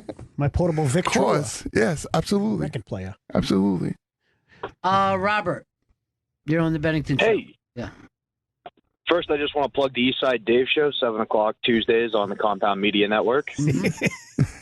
And then I wanted to say, hey, Big A, and most importantly, doing, buddy? Chris Stanley, do you think the reason that you hate Eastside Dave is you're jealous because you're just the RC Cola version of him? All the screams, but none of the funny? That is fucking blatant hearsay. You and do a bullshit lot of lies. stuff that reminds me of his personality. It really says something about the state of your show that they bring in Black Earl to save the day. That is true. And Earl has turned around the production on this show 1,000,000%. Black Yeah, Girl's a I mean, I radio think- legend. I think at this point, course. Ronnie, you should get rid of Chris Stanley and bring in Big A. I got no problem with that. I have a problem with that. How about a full trade? Okay. I can't. I'm not walking into that fucking studio. It's not going to happen. I'm not doing the show. Oh, we don't want him. We don't want him. He's using you too. The band? No, The only thing he's using me to do is make my dreams come true. Give me a chance at my dream. So you think thanks for that. you think that's happening, but it isn't. You're just you're gonna wake up one day and he's not gonna be there, and you're gonna fucking be like, "What has happened? Oh, Eastside Dave fucked me in the ass." Well, how did And they? that day will be when hell freezes over. Well, Big it A, I don't want feels to like steal it your outside thunder right punching now. out. I'll listen to your response. Thanks a lot, buddy. Robert's coming on strong. Thanks a lot, Robert. Wake up. How did Dave fuck you in the ass? He fucked me in the ass by throwing me to the wayside, Ron, like a So piece of when fucking he garbage. moved, because I don't know the whole timeline here. When you guys did the Davy Mac Sports program, Yes. where was that at? That was at Riotcast. Okay. And you guys were happy there and you were doing a good show and everybody liked you. It was the best. And Bobby Ron. Kelly has Riotcast. Yes, right? that's Bobby Kelly. Yeah. And Chip Chipperson's on there. Yes. So how did the move to Compound happen? And then Dave negotiated and was going to go to Compound Media and didn't have time for me. So he didn't include you in the move. That's Not what that you're I- mad about. Not that I remember. I'm mostly mad about the constant attacks on me. That's what I'm mad about. It's nonstop. But you Ron. were not included in the move. Not that I remember. No. What do you say to that, Big A? I mean, you're kind of the Rudy Giuliani to Eastside Dave's Donald Trump right now. You know? Did he offer a position to Chris Stanley? Well, to be honest, I don't know the dealings I don't know back either. then. Yeah. I wasn't a part of And it. it So seemed like for some reason you were not telling us, Chris. How many years ago was that? That was, I'm going to guess, 3 to 4 years ago. My memories isn't the best, but I would guess it's right around there. It seems like it would have been longer to me. 3 to 4 years. I'm going to say it might have been 5 to 7 years ago. at least, Or yeah. maybe even 57 years Oh, ago. God, how old am I? What a shame. Earl, will you go with me down and do this and try to mend fences? Yeah, mend fences. I must humbly and respectfully decline. So you're in the same position that we're hearing about here. I'm just going to respectfully decline, not humbly. Oh. What if you met in a neutral situation, neutral There is site? no neutral Denny's site. onto Neutral something. site. Yeah. Just have what a about sit down. your 60s show? Your Have a- 1960s have a- show? have a sit The down. audience would love this, I think. Right? I don't think so. So we're gonna stop playing records. We're going to stop the music. Yeah. No music. No music. You know, talk. When the music stops, Yeah. that's news. You ever hear that one at a music station? When they'd stop for news at the top of the hour? When the music stops, that's news. And then you'd go into the newscast. Listen to this. Yeah. The Supremes just kicked in on my fucking phone for no apparent reason. The Supremes? I don't know. It's something about your voice. What song? Well, I'm gonna play it for you out loud. I'm gonna get the fucking audio together on this. Okay. I don't even know where it's coming in from. Wow. As a matter of fact, I can't even figure out because I'm looking at my phone and I can't even see how that went down like that. Oh. The best, right, Big Oh, Ed? yeah. Hawk, I hear a symphony.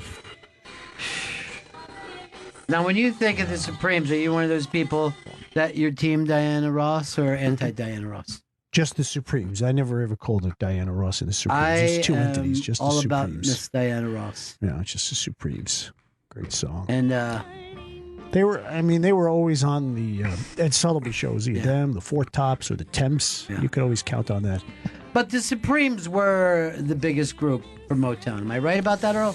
Yeah. What was it? 12 number ones? Yeah. And then Temps second, Temptation second. Temps. Well, Temps, Yeah. Yeah. It was either Temps or Tops. You can go 2 I'm or going 3. to say the Temptations were bigger than the Four Top.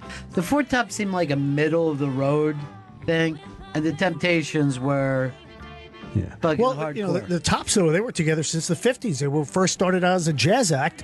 They were known as the Four Ames. Look at this fucking Earl. Not to be confused with the Ames brothers. When I was a kid, it would always be like the church dances, and it was more the Philly soul sound.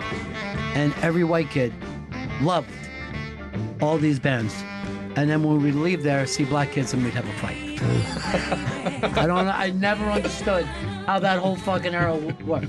All we liked were black people till we saw them, and then we started punching each other. Bronx Tale? Yeah. You know what? Bronx Tale. That was a great movie. Yeah, it really was. It was a great movie. All right, bring it down. Let's get this back into your thing. Okay. All right, guys. How about one more hit before I split? No. Yeah. What are you going to play? What's that? You want to play one more? Well, we should do a summer song. All right. What do you want to do? How about let's play one of my favorite Beach Boys songs. Sure. All summer long. The All right. song that closed the movie American Graffiti. Well, I didn't even realize that. But Yes, it did. we all want to sing this together? This is a great song. It's just got a nice little short intro here, and you just bang right into it. I'm going to bring this up. Man, what a great song. I think it's a very 50s sounding song. Well, it was 1964, and, of course, one of their inspirations were always acts, like the Four Aces and groups like that. I thought it was the Four Freshmen. Four Freshmen, four Preps. Yeah. All those four. Now, when type you groups. played these guys, was everybody going, what's surfing? Why are they talking about surfing? Like, people in the East Coast didn't even know what surfing was when they started to do this. Well, I remember when I went to California in 1963, summer of 63, and That's had when you were in family. the Frankie Avalon movie. And, and I had family living out there, and we would drive around to the in Van Nuys and down there, and you just watch these surfers and stuff. It was cool. Why didn't you stay? What's You that? should have stayed. We had to come home. We had to come back to Brooklyn. Too bad. I was only 5 years old. Still, man. to go to school. You were an old fuck. 1963, known as the last great American summer, because we all know what happened in November of that year. Oh, that's when JFK committed suicide. And that's basically when the 60s started. Yeah. That's basically when it started. Well, this is a great break you're doing, Dan. Little doldrums here, right? Yeah. Thanks for stopping by. Hey, buddy. I know pleasure. You gotta go. All right. I like to stop by on that Eastside Dave show, too. I would love to do it. You're in. Yes. Earl, you're in. Earl, you're coming along. We got to look at your schedule. Dave, you're in. Come on.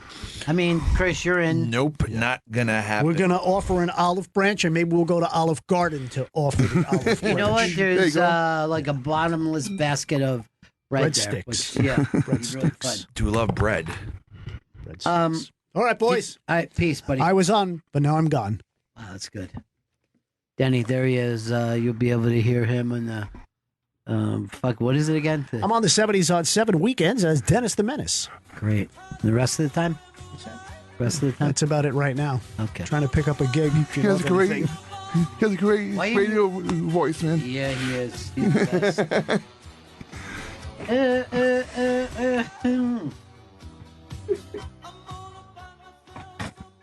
Was good in the hood. Great chilling in these sub-freezing temperatures.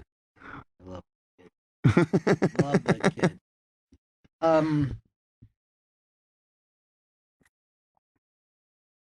Well, I don't know what we're gonna do, Big A. We tried to solve this today. It hasn't worked out that way. This is unsolvable, is what it is, Big A. I'm trying to let you know that. All right. And Big A, how many more shows do you think you have left with Eastside Dave? Because he's gonna come to a point where he just fucking. He's not. He is not. Look at me. Look at Sam. That's what happens. Sam went on to greener pastures. It all worked out for Sam, I think. Oh yeah, he's show great. With Sam and Jim. Wrestling. He owes that all to Eastside Dave. Sam is doing great. I don't know why you mentioned. And I'm doing Sam. great too. Maybe you look at the Instagram today for Bennington. I have a fucking great show right now. Stanley and Douglas. Things are going great for me. So you see Earl as your new Eastside Dave. And guess what? I'll never use him up. And he really... So Dave, is Dave aware that Chris feels this pained over this? It's past I think pain he now, knows, Ron. It's but, now it's yeah. just like it's like dead eyes, you know? And so it's just like it's hurts so much that now there's no feeling left. That left the fucking scar on me. And Big A, I'm trying to get through to you, but you're not listening.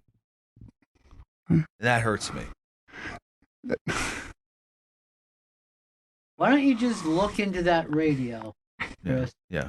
Speak directly to Dave and say to him, do you want to? This is, both these guys used to be with the old Ron and Fez show, and didn't Dave basically bring you in? Yes, because Dave and Earl were doing interviews, and then Earl wanted to hire a girl, and then Dave said, this guy, hire this guy. What girl did you want to hire?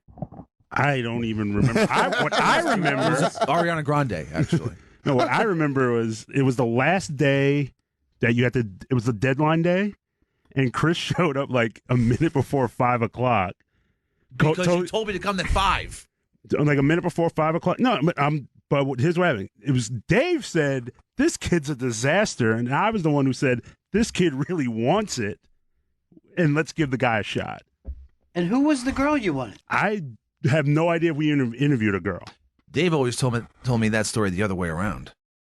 So there's some more things coming to light. Now, who would you believe now? On hindsight, I believe Black Girl Douglas. The man has a steel trap for a mind. He does. Don't forget, nothing. There's nothing that gets by him. All right, here's what I want you to do. I want you to look at your microphone as if it was Eastside Dave. Okay. Oh, boy. You guys, they were very close together in our show. Yes. Then, Chris his dream has always been podcasting. He's never completely committed to Sirius XM. He's always... other places? Yeah, he's always doing gig stuff, whatever he can do. Look directly into that microphone as if it was Eastside Dave and tell him exactly what you feel. Dave, Eastside Dave, we had some good times together on the Davey Mac Sports program. Superior times than the times you're having now alone or with Big A. I want you to know that I felt your cock in my ass, and I want you to take it out, wipe my shit off of it, and then apologize to me and take me off that goddamn Shizer list. All right, Big A, I just saw you take some papers out. Yes. What is it that you would like to say? I have a speech. Okay, great. Oh, interesting. You need music? No. You need a spotlight? Or No. Right. I'm good. All right, good. This good. is Big A and his speech. Dear Pepper, you hurt my feelings. You're as sensitive as Ted Bundy.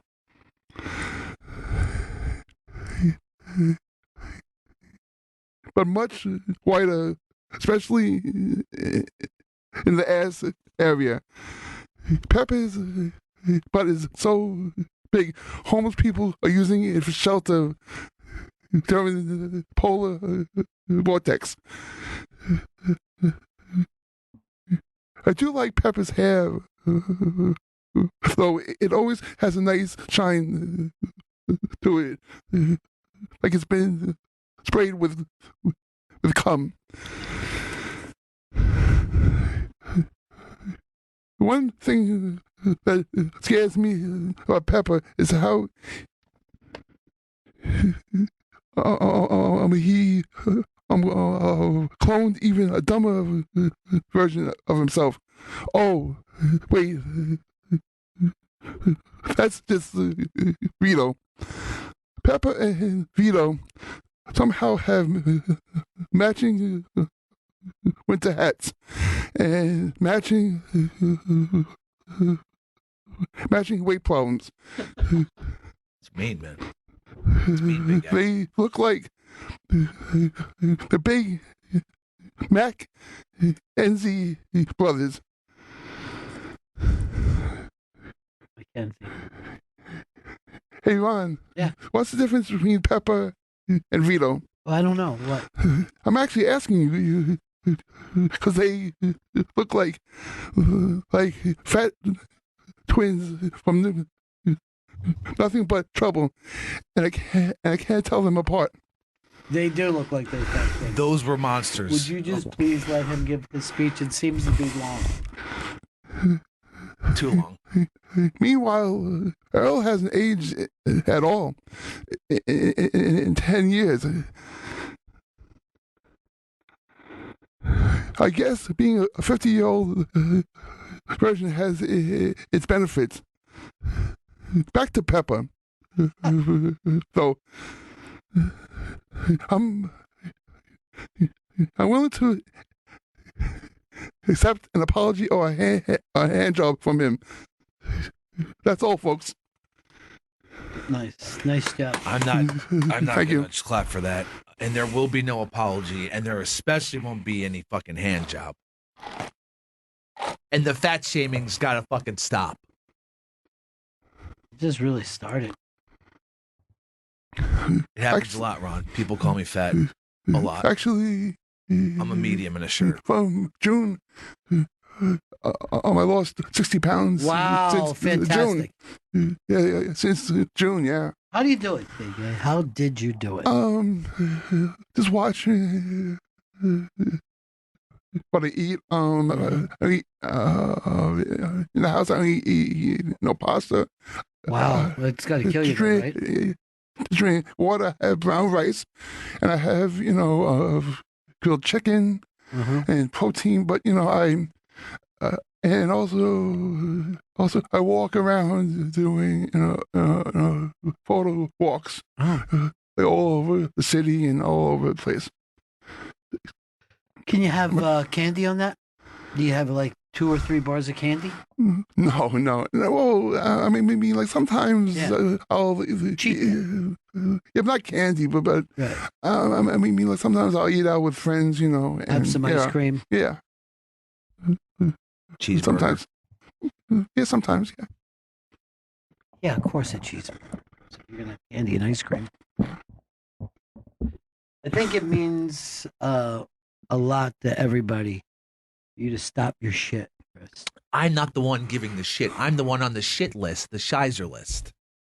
I'm the one. I'm the one covered in dirty shit. Is there clean shit? Is it clean? I don't really. Is it clean shit? I never heard of clean shit. Yeah, I never heard of clean shit either. I want to emphasize how dirty these shits are that I'm covered in. Earl, are you with Dave on this, or are you with Chris Stanley? I am standing with Chris Stanley because, I've been on the receiving end of Dave's venom more than one occasion. Is that because he pretended that he was your dead grandmother and say that she was taking dicks in heaven in the mouth? Vagina and asshole? And then you tried to choke Dave to death? Yes, because he was very disrespectful to my family. That was awful. You realize it wasn't really, he wasn't channeling her. He was doing a joke. You didn't think that was your grandmother's spirit that took over Dave. No, not at all. But just anything insulting to my grandmother, it's a touchy subject with me. Why? Is she so much better than every other human?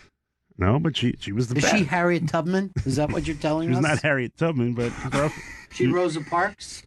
Did she? You know what the first thing about Earl's grandmother is? Yeah. When they told her to get up, she goes like this, whoops, excuse me, and fucking went scurrying to the back. Took another 3 years before Rosa Parks. It said, not gonna die, negatory. Ask Vito to come in here. Yeah. Was that Trump Parks? Yeah. Trump Park is right over here, too. Have Vito scurry in here, would he? Yeah, I don't know What where is he he is. just walking down the hall? Get in. What are you doing down the hall, Vito? I had to take care of something for post show. What? It's what we're recording later. Why don't you just say what it is? We're recording the 50 the Super Bowl special that will be airing tomorrow at 4 p.m. right here.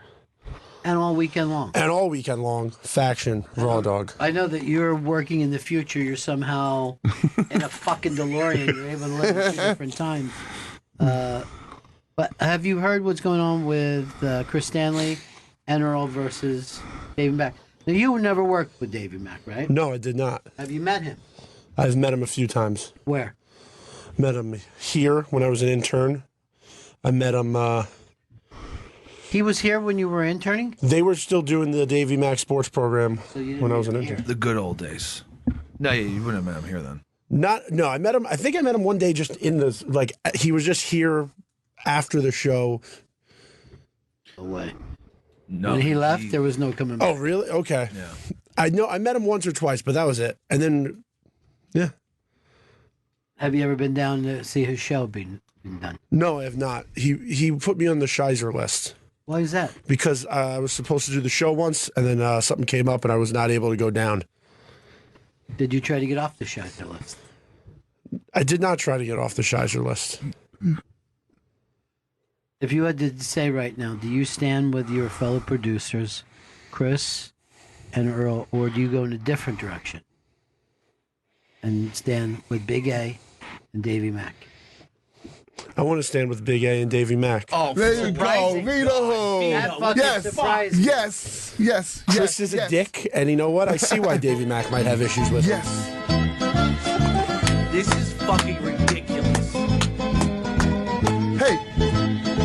You understand how great it is right now, Big A, that you got this dirty, greasy Italian to come in here and be on your side? Judas.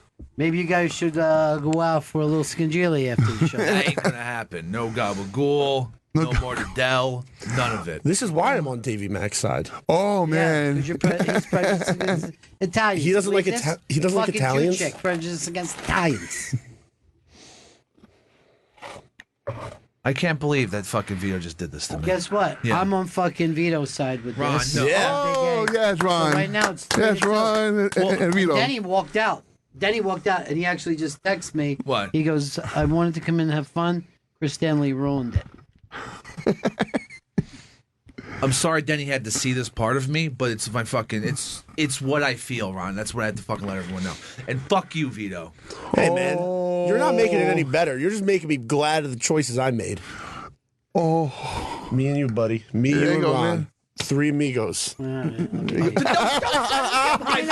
high-fiving him on a high-five. You can't high five. You're all the way over there. You know what? You said you were Davey Mack's sports program, right? Yeah. What baseball team invented the high five?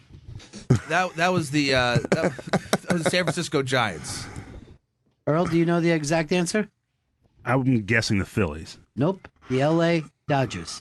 The L.A. Dodgers. You're both fucking wrong. And both of you act like you're fucking sports fans. We are. Want to give I each bet other a neither high of five. you even know who's in the Super Bowl this weekend. It's got to be the Saints, right? And they couldn't have lost that game. What's the last big song Davey Mack sang on his show? Do you remember? Because he likes to break into song from time to time. You know? I forget, to be honest with you. Yeah, sure. They all run together after. Oh yeah, yep. You ever remember singing a song with him? Maybe a song that predicted the biggest upset in the history of the fucking Super Bowl. Yeah, I remember and Fuck Tom Brady. Yeah, fuck Tom Brady, which we could even Tom Brady. Think about for this weekend because now the Rams want to fuck Tom Brady. Well, how long ago was this? And this is when you guys were doing the show. This was 7 years ago. Was fuck Tom Brady, and then we shot this music video. Look how much more you weighed then. And also the giant crazy beard I had, which I love it. Ron, I look terrified. You look so much like Bray Wyatt. Thank you. That's a compliment. Lawrence Times kicking in your face. Yeah. Tom Coughlin, Good old give us some bass. Bob Dylan said, gonna fuck this shit out of Tom Brady. Tickle me Elmo, no tackle me Osi. Belichick, Brady, all pussy and pussy. Giants, Cape Fear, Eli's Max Katie, gonna ruin your boat. Badly, Tom Brady. Break it down, Roy Schaefer. Come on. It's a David Max Sports program. Subscribe on iTunes, Daddy, and listen on Sirius XM. Wyclef Jean is from fucking Haiti. Gonna Fuji your shit. Tom Brady. Pirate says, ahoy, matey. Gonna walk the plank and fuck you, Tom Brady. With the Giants, damn Nick Coleman is 80. Fucking dagger your ass, Tom Brady. Woo! Yeah! David Max Sports program. You know what time it is. I'm looking over here. Not Sam Cosby Guilty tweeted this to us. All I hear from Christopher was lies and excuses. He didn't even mention what he did to Roy Schaefer. I don't know What did you do? I don't know because you know why, Ron? Roy Schaefer's a crazy liar. He just makes shit up and fucks. He's a troll, Ron. He's a goddamn troll. So there's nothing I did to Roy Schaefer. He's just made up in his own fucking head. He's gonna turn on you too. Big A. That's why he wrote a song for me. That's why I am. Oh, he wrote a nice fucking song. Do you ever write one for you, Chris? No one's Maybe ever it wasn't as important as you thought then in his life. This is Chris Stanley from Queens on the line. Chris Stanley, what's up? Hey, Ron. Yeah, Chris. First off, I want to squash this shit right now. Oh, good. Davey, you beautiful redheaded son of a bitch. I'm sorry. I enjoyed my dick in your dick in my ass and receiving your venom. Please apologize. This toast of Jameson is for you, buddy. All right, thank you, Chris Stanley from Queens. Ron, Big of you, Chris. No, Ron, I'm right here. That was I don't have a southern accent. I don't know which is who. It's me. I don't know which one of you is Chris Stanley. The one talking now. Also, there's some heat directed at Earl Douglas today. He claims to be the Black Pride guy.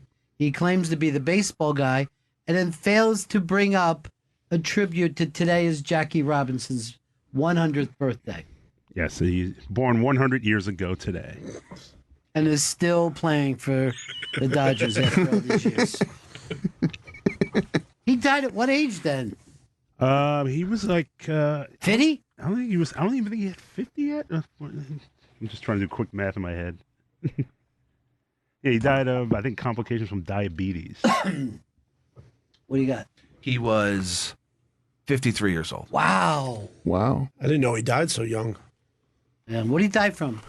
Hit by a bus? I think it was, I'm not 100%, but I think it was complications from diabetes. I thought what he died from was racism. That he was called names so many times that he just finally died. I was like he got traded to the Giants, and he hated the Giants so much he quit rather than take the trade. Oh, I'd be the same exact fucking way, but if it was the New York Football Giants. Heart attack killed Jackie. Wasn't fucking diabetes. Well, I know he had diabetes. You're making me look bad, Earl. You know who gave me the answer? Who's that? Eastside Dave McDonald. I remember another time that Chris Stanley tried to make a move on Eastside's chick. Tried to fucking feed her whiskey. All right, yeah. I thought of some whiskey, but it wasn't because I was trying to bang her, Ron. All right? I was just buying my friend's wife. All right, let me ask you something. Yeah, go ahead. Yeah, but you didn't buy Dave a drink. You only bought her a drink. That's fucking right. So what? That's disrespectful. You always it's being by the friendly. couple. Yeah, you don't buy the couple. Yeah. She looked like she was thirsty. I was like, wow. Hey, you want a shot of whiskey, huh? You want a shot of Jameson? Here you go. There's another one too if you want it. Sounds pretty so what? forceful. It's not forceful. Sounds It's pretty being forceful. It's being nice. Vito, stay out of this. I don't know. It just sounds pretty forceful, like you're trying to force drinks on somebody's wife. Who doesn't want shots of whiskey? It's a fucking beautiful gift. You're a bad person. No, you're the bad person. No, I'm Dave's just the bad person for fucking me in the ass and coming in it and then fucking putting me on the shy show. That's a sign of All love. right, let me just ask you, Vito. You turn around, you're out. Everybody's having a fucking nice time. You're listening to fucking the Saturday Night Fever soundtrack. You know what I mean? Everybody's having a good time. You look over, there's your girlfriend. Fucking Chris has her up against the wall trying to feed fucking drinks. Doesn't buy you a drink. How would you feel about it? I'm fighting Chris Stanley right there. Oh, bullshit. She You wants see, the drinks. You know what? Big A was fucking right. Yeah. You buy a couple of drinks, not a Yes. single person. That's fucking morality. It's not morality. It's just fucking. It's taking the opportunity to. Oh wait. Oh, she's right here. Oh, I'll get her a drink. I'm not gonna go find Dave. Oh, Dave, here. You guys? Why both want not? drinks? You should know better than that. Earl brought 2 people to a wedding. You should know that. Nothing was wrong with that. Earl plus 2. Earl plus 2. Earl, what happens if you're at this fucking place, right? You're out. Chris Stanley's there. It's Mars Bar. You look over, he's buying your boyfriend fucking drinks, fucking feeding him fucking shots, and fucking trying to, fucking play hanky panky. How would you feel? Yeah, that's making a move. That's your fucking sweet cock that he's fucking playing. Bro, you're on my side, goddammit. No, but you crossed the line. There was no line. Hey, maybe it was an Nothing accident. happened. Maybe you don't know how the fucking world works. I know how. But what you did, you don't. Plus, he was a newlywed then. He was. You know what I yes. mean? Yeah. Well, what you did. I think he was just paranoid and fucking crazy. He was right to be paranoid. I'm going to start buying your girlfriend drinks every day, and not you. What? How are you going to buy her drinks? I'm going to find her. I'm going to find her and buy her drinks every That's night. stalking. That's what you did to Eastside Dave. Hey, why do you doing anything for the Super Bowl? Why don't you and your fucking friend, as you call him, can they be invited to the Super Bowl party? Sure, they can come to the party. Cool. Me and Ian can come by. Yeah, you and Ian can. You're gonna be nervous with your chick around Ian, 6'7", fucking black Adonis, tall, good-looking, and he's gonna be fucking shoving drinks down her throat. That sounds like this is turning into a just rape not now. just drinks. Even Earl thought that you fucking crossed the line. I buy a man's wife a drink and I'm a fucking evil Why bastard. would you though, dude? Why? We were at a bar. I'm getting a drink. Like, hey, Dave's wife. I you think want to this get a is where drink? everything fell apart. And Big A is the one who fucking really fucking nailed this. You buy the couple a drink, right? Definitely. In Big A's world, sure. Let's not only my not only my world. I mean, I'm on if his you don't side. want that, My world. Then I Well, ain't living in that world because there's nothing wrong with Earl. what I do. Even Earl. Here's another one. Earl. Let's suppose we're all over show world, right? We're just fucking hanging out. Yeah. You look over. I'm buying your girlfriend a fucking big fat fucking dildo, right? Okay. Now, is that different than if I would have handed you both a dildo to say, look, this is for your vagina and this is for your ass? You know what I mean? You get the difference now. Now you understand. There's a difference there. But we're not talking about just buying each other dildos. No, I but didn't- hers is a strap on. It's not for the insertion. It's like, hey, Chris likes to get pegged. Why don't you just fucking use this on him and he can suck on the other dildo? That's as I'm getting pegged? Yeah. It's intense. Chris was telling me that he has a little tiny fucking dildo that he uses on his dick hole. He just fucking takes it, runs it in and out of his I like dick the hole. full feeling, Ron. It's disgusting.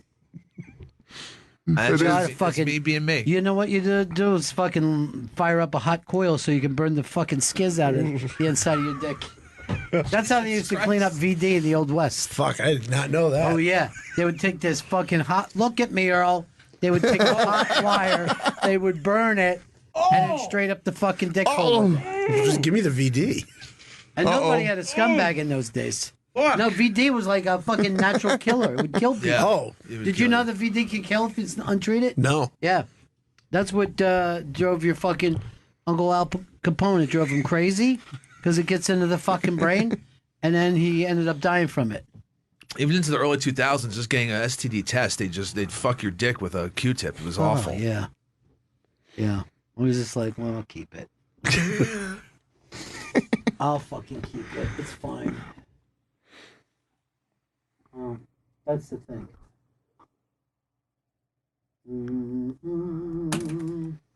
Look at this. Liz says fire just turned on you after yesterday being the biggest. Oh, she thing. loves. She would never fucking. She said, say "Yeah." that. She'd rather hang out with me and Big A now. Oh fucking Christ, Liz! And then she writes, "Suck it, Stan." This is a good. This is a good friend of mine. This is a good friend of mine. Yeah. You know, like a friend of mine, like in the mob. No. That kind of friend of mine. He's a friend of ours.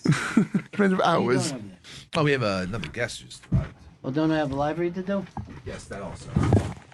Mike Pachetti, would you like to stay, Big A? Oh, yeah, or- yeah, of course. Wait, where are you going? He's getting the live Definitely, read. yes. Why is it so fucking far away? I think he Why wouldn't he keep him right there? Look, Chris. He used to. I don't know what the fuck he's doing now. Or he's too busy sucking Dave's dirty cock. Why are you running? Why don't you just keep your live reads over there? I forgot to.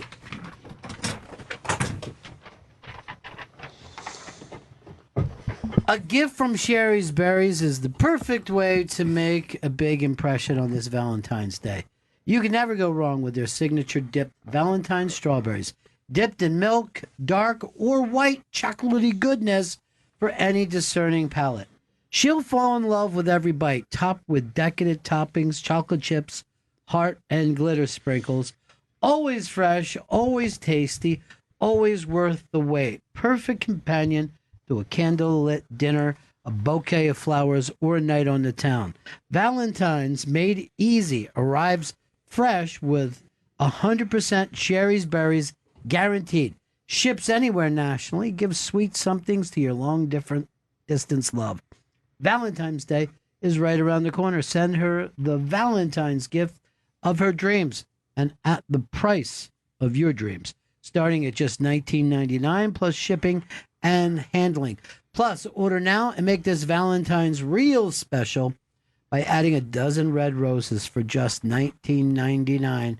More shipped with your Sherry's Berries at no extra charge. Go to berries.com, click on the microphone, and enter my code, Bennington, at checkout. That's BERRIES.com. Click the microphone and enter code Bennington.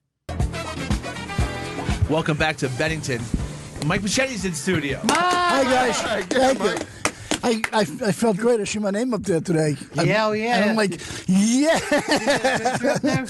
It's like would have been like seeing my name at the Riviera in Vegas. I like it. yeah. I love it. I enjoyed it, guys. Thank you. I never seen it up there before. It freaked me out. Norton never put it up there for you? He probably did, but I never paid attention. It's really early in the morning. I'm not like a morning person. Yeah, you know? I know. It's hard to do morning radio. Isn't it? I know. When I go in. Mike's book, Still Standing, is available now on Amazon and Kindle devices, and you can donate to Mike's talk show, Pachetti's Basement, by going to Indiegogo.com. Oh, and his new album, Thank You, premieres on... You wanted to stop you. Indiegogo? Oh, it's done. I'm so sorry. I appreciate it, Chris. Thank you. I'm so sorry. My mistake. You've got to produce the show. You got to be like a Big A and make sure that...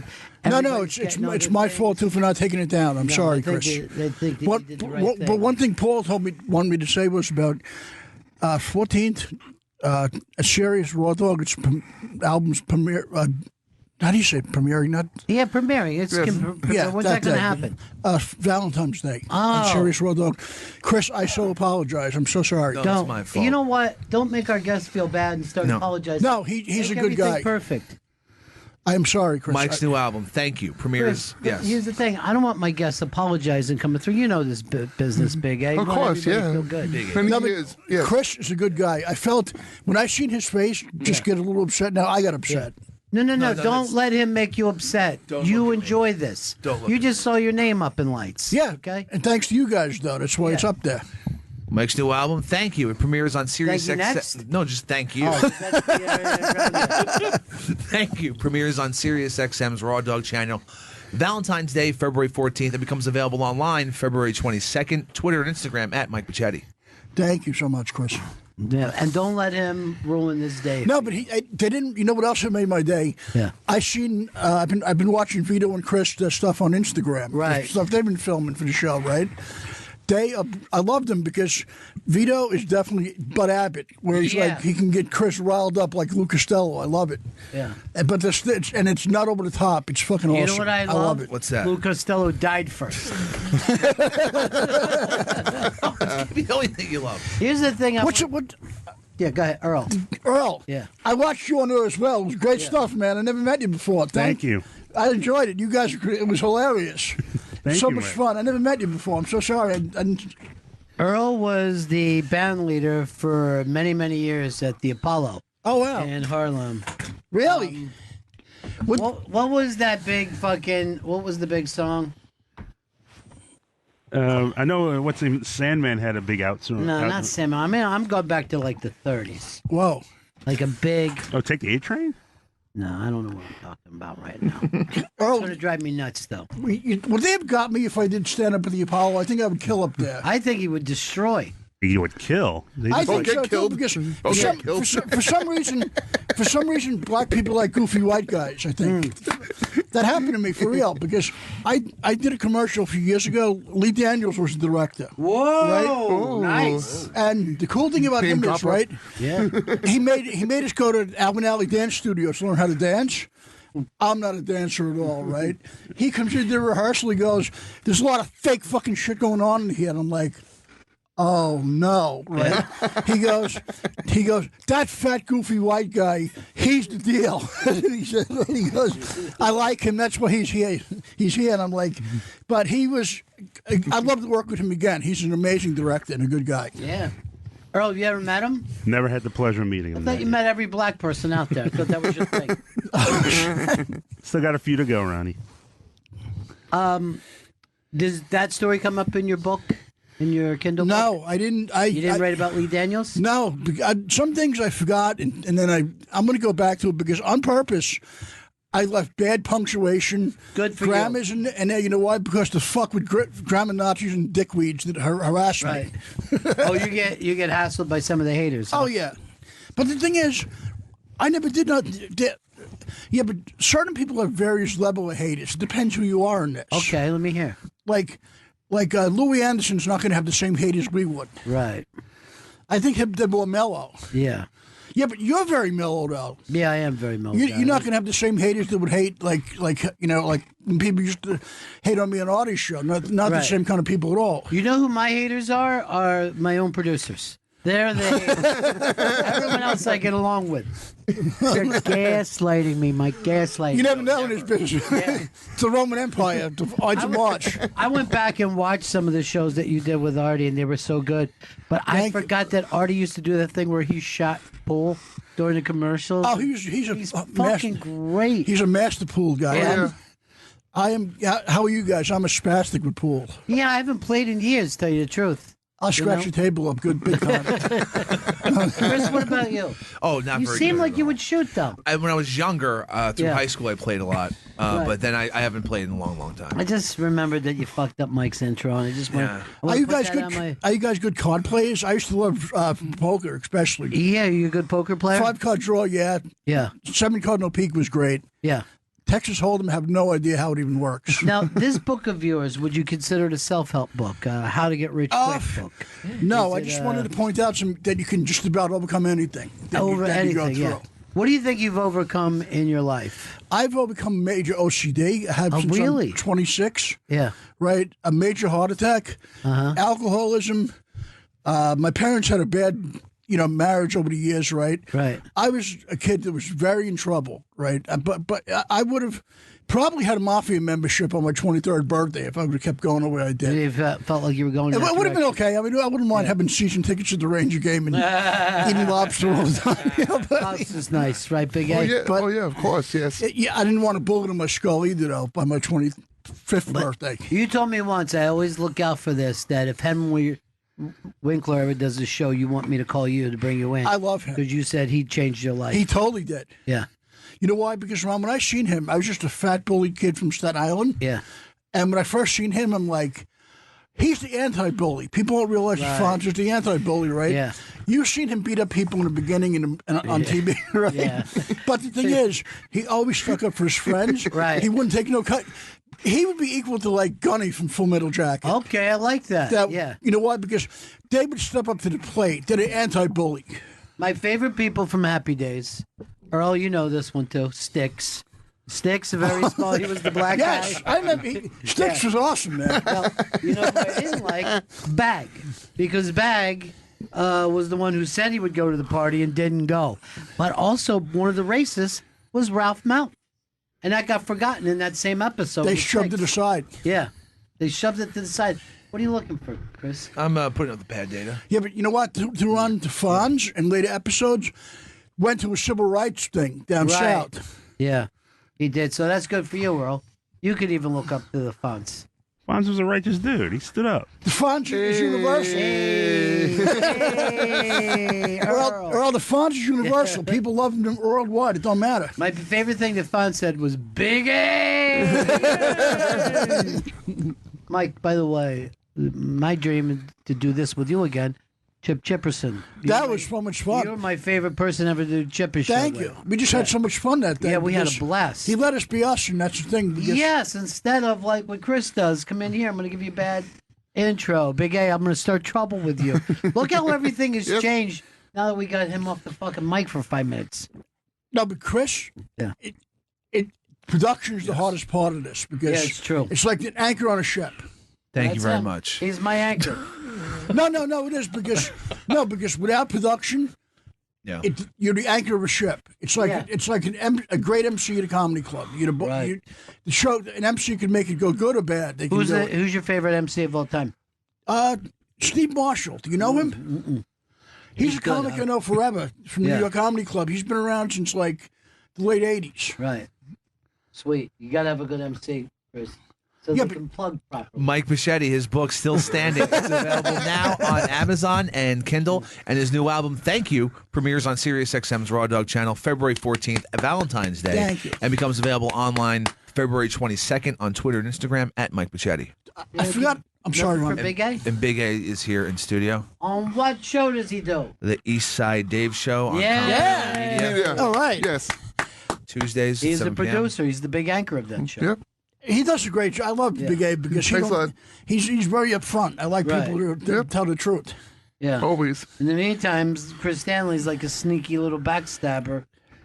Somebody told me that he's been stealing equipment. I'm not stealing equipment. Stop. I wish someone would stop that. There's a lot of fucking equipment missing from this building. It ain't and me. You're the only one in here late. Somebody said he saw him backing a truck up at 3 o'clock in the morning. Yeah, that's an impression. We all know what it sounds like. To say what a bus sounds like. Yeah, but Ron, there's another comic that's he's a headliner in his own right. Yeah. He is, and a great host. Buddy Fitzpatrick. Buddy Fitzpatrick. Is super clean, right? Yeah. But he's a great headliner and a great host. Yeah, he does it all. The book of yours, how long did it take you to write this book? At least a few months. Wow.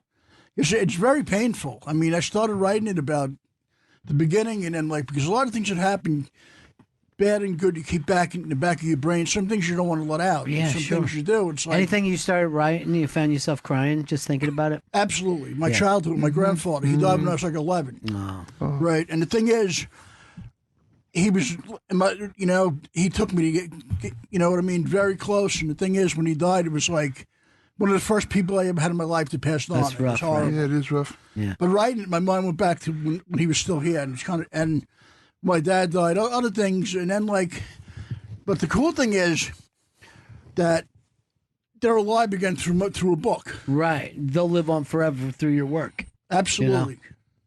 So that is great. But sometimes even writing, even good memories can kind of break your heart a little bit because they're gone. You know what I mean? That time is gone. No, you're right, Yeah. because even when great stuff happens, you can't bring it back. It's just, That's in the why you moment. got to love your friends while you have them. That's what the thing with you and Dave. I understand, but he's not giving me any love back. That's Yeah. the problem. He's giving me shits. Now, he is, in his own way, he's trying to get your attention. You said you had some parts of this book pulled for us. Yes, I do. I didn't have the opportunity. It was something. Would you like to read an excerpt from your? Yeah, if that's okay, sure. Yeah, I'd love to. You guys, how hard is it to do an audiobook? I mean, that's like a nightmare. Have you done it yet? No. All right, this one, I guess. This is when you came back from L.A. Do you remember? You were out in L.A. and you had such a great time. Back in '95. Okay, so back in now, why were you? We'll kind of set this up. Why were you out in L.A.? Al Martin, who owns the New York Comedy Club, sure. right? He's been around forever. He started managing people here and there, right? He sent a tape out to Ross Markin, who was the original booker of the Improv in L.A., right. Bud Friedman's stepson, back in '94. He sent it out to him like in November. Ross called Al back within the week. He watched my tape. He goes, he's original. He's unique. I know he's a new comic, but I love him because he's a cross between Rodney Dangerfield, Andy Kaufman, and you throw the Diceman there a little bit. That's who he is. So we went out there. Ron, I freaking love L.A. I fell in love with it the first time I was out there. If I had the right stuff going on, I'd been in, stuff in series and stuff, I would have been living out there forever. Sure.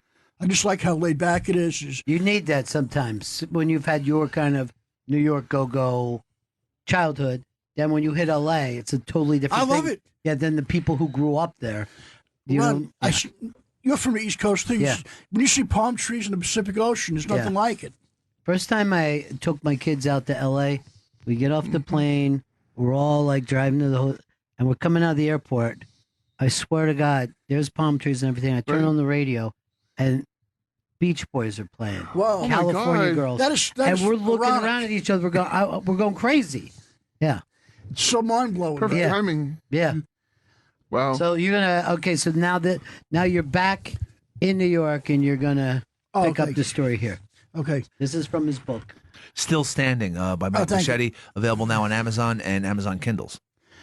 So back to the 18-degree February weather with snow on the ground instead of 84 degrees of awesomeness and swimming in Malibu. I felt like a plant that died when I came back.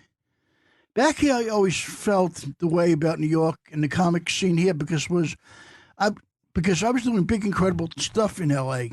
I was very frowned upon here in New York because of originality. They don't get me. And some people have been dicks about booking me with stuff. When I got back, I wound up doing some really ridiculous nonsense. I mean, but then I did a short film from some obnoxious dentist that bought his way into this business. You guys may know who he is. I'm not going to name him. He got that writes a comedy album column about the same. Oh God, this is pretty brutal. Overrated 9 fucking idiots and jerked themselves off telling stories. Oh God, he's really an obnoxious little barnacle in the shoe of comedy. Right? I know tons of comics feel this imbecile annoying as fuck. I'll be reading this. Him and his overinflated pops like a fucking balloon just to prove I'm not in his down stretch. That was from Still Standing, Mike Machete's The book. thing is, I have a fucking obnoxious side to me, too. Which is no kidding. No shit. Yeah. You don't take any shit, do you? No, but the thing is, at the same time, that if someone's kind to you in this, God bless them. Right. I mean, you've been in this a long time yourself, right? Yeah. How many people mean what they say in this, and how many people can you trust in this? Very few. Am I right or wrong? I mean, I am surrounded by what I consider enemies. Earl, Vito, Chris. Not me, please. I mean, I feel like fucking Julius Caesar sitting over here. No. Might as well have a target on my back. March 15th ain't that far. Yeah, it's a fucking March. Believe me. Every 15th, I try to call off with these fuckers. No, but I also wrote one experience I did have that was in comedy is really cool, right? Yeah. When I was in the Improv in L.A., I did a spot on a Friday night, right? And that's almost impossible to begin with, especially back in '95. Yeah. For a new comic in '95 at the Improv in L.A. on a Friday night at 8:30 was fucking unheard of in those days. Yeah. I was getting ready to go up, and Drew Carey walked in. Right, and this is like right before his TV show. This is like February '95. I already had seen him run on like Showtime. Sure. Annihilate. He's a killer. He was a killer then, right? Mm-hmm. So I go and I'm like, oh God Almighty, this is going to be a nightmare, right? I started to get all unnerved. He came over to me after he seen how unnerved I was. The MC was smart. They did time between me and him. He came over to me. He goes, look. He goes, you have to be a funny guy because Bud wouldn't be booking you here on a Friday night on this show if you weren't ready and funny. He goes, I really can't. I got to get going, but I can't watch you. But you're gonna just ride my wave and you're gonna rock the house. He was so nice to me, right? So I go up. I took his advice. Then I look in the crowd. And I hear his laugh. Wow. He watched the fucking beginning of me, and his laugh is distinctive. Yeah. And he just looked at me and he went and gave me the thumbs up. Wow. And he walked out. And that's the first and last time I've seen him. But you know what? Wow. I'll love him for life. You never forget that, right? You never forget a moment like that. Is that in your book? Yeah. Yeah. It's incredible. Another thing I was reading, I never knew this, but on Lucky Louie, you and Norton were up for the same role. Yeah. Absolutely. What? Yeah. On the first one, back in 2006. Yeah, Lucky Louie, which was the precursor. Oh, you want him to read this, Chris? Would you like to read this? Yeah. From your book? All right, so... no, but it was great because Louie had called me in, and the thing is, HBO went with Jim because more people knew him. Oh, yeah, well. of course. Yeah, But- he was really hot. Absolutely. And still is. And that happened. I mean, that's what the whole business is about, but you came that close. Came that close. Go ahead and plug the book again. Mike's book, Still Standing. It's available now on Amazon and Amazon Kindle devices. All right, go ahead. Okay. The last time I've seen Louis, except for in 2006, he had HBO call me for his first sitcom, which he was doing on HBO called Lucky Louie. I was up for the same role Jim Norton had gotten for the character of Rich, Louie's pal. I had a really good audition. The casting director told me HBO went with Jim because he was way more known than me at the time. And Louis, still called me for stuff and have even put me in stuff without auditioning. He called me for a 3-part episode on the second show, Louis. I didn't get it. But then he was going to cast me as a gothic character, right? Listen to this. This is so crazy. He was going to cast me for a gothic character on season 5, second episode of his new show. So I get to the set. It's in January. I'm freezing my ass off. It's mid-February. I get to the makeup and the wardrobe department. This young girl who's late 20s laughs when I told her I was the goth character. So she paints my fingernails black, gives me a pair of Doc Martens, Sam Kinison type overcoat, all heavy metal skull rings. I look in the mirror and I'm like, I'm ready to get in the punching fight in the mosh pit. I'm all excited. The makeup girl gets a call from Louis. He wants to see how I look as a goth. So he calls back 10 minutes later. Now he just wants me he wants me to be myself and not a goth. I was kind of disappointed because it was being cast in way against type, and that could have been a great thing if I would have played the goth. Oh, yeah. That would have been great. But that's what happened. That's this business, huh? I know. There's nothing you can do. I never cried about it. But no, you write it out. It was crazy. The girl was like from the Midwest, mid-20s, and she was like, are you sure you're the goth? I go, yeah, you can call Louis up and ask him. She wasn't falling for it. No, but guys, when I seen it, I was like, black nail polish, the skull rings, Yeah, you loved it. Sam Kennedy overcoat and like Doc Martens. I'm like, yeah, let's go to the mosh pit and have a punching out fight. Yeah. Only I'm 35 years old, too late for the mosh pit. Unfortunately. Earl, I think when I hear this, you could put a book together. Maybe your life experiences. You here in New York, you've had a lot of things happen. Yeah, it's been swimming around in my head. I started to I was trying to put together like radio stories together a little bit, but there's just so many of them. You just need the time. What about you tell that story from April 4th, 1968? Down in Memphis. Oh, God, Martin Luther King. I know that story from my childhood. Yeah. You were there, huh, Earl? Was that alone, I think, would make a great, you know what I mean? That alone would make a great book. That is a great book. Yeah. Early evening, as opposed to not early April morning, which the song said. Yeah, that's you too. A bunch of goddamn liars, weren't they? No, that is a great book because I was on the tail end of that period in my life. I was like 7. And I still knew stuff was horrible. Something horrible went on. Right. Earl was 30, and he was there. Who else? Jesse Jackson was there. Jesse Jackson, Andrew Young, I believe, was there. Oh yeah, Andrew Young, who was from Georgia, right? He became Politico in Georgia and UN ambassador, I believe. Now, Andrew Young, was he the guy that wrote Southern Man? No, that was Neil Young. He's the one I like. Yeah. That He's is my incredible, favorite. Earl, though, because how much of it must have been some fucking nightmare that day that happened. Unbelievable. Nightmare, or I guess you saw it happen, like there was a lot of threats leading up to that point. A Yeah. lot of fucking time, Well, he was arguably the most hated man in America, so. Yeah, but you know what sucks, though?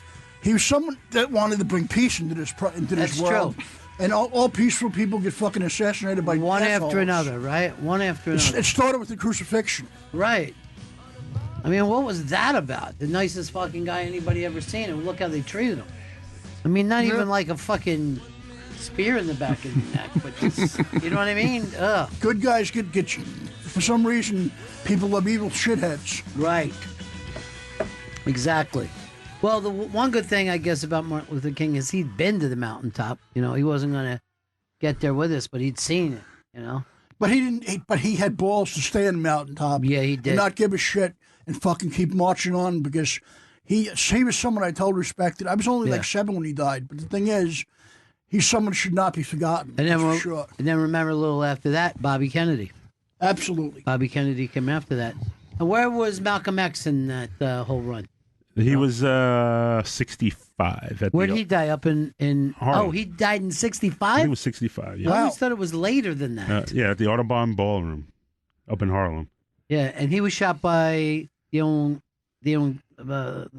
same people, right? He was like shot, his own people. Yes, it was reportedly members of the Nation of Islam under the orders, allegedly, of Louis Farrakhan. Whoa. Wow. They probably wanted to silence him or something. No, there was a split. Because he said he wanted to be with white Muslims still. Yeah, I mean, Oh, really? Yeah, he had kind of an epiphany when he went to Mecca and he was worshiping with white people, and he was like, you know what, they're not the devil. So Right. That's what I was trying to tell you when you start to call me names. I go, it's not all of us, Earl.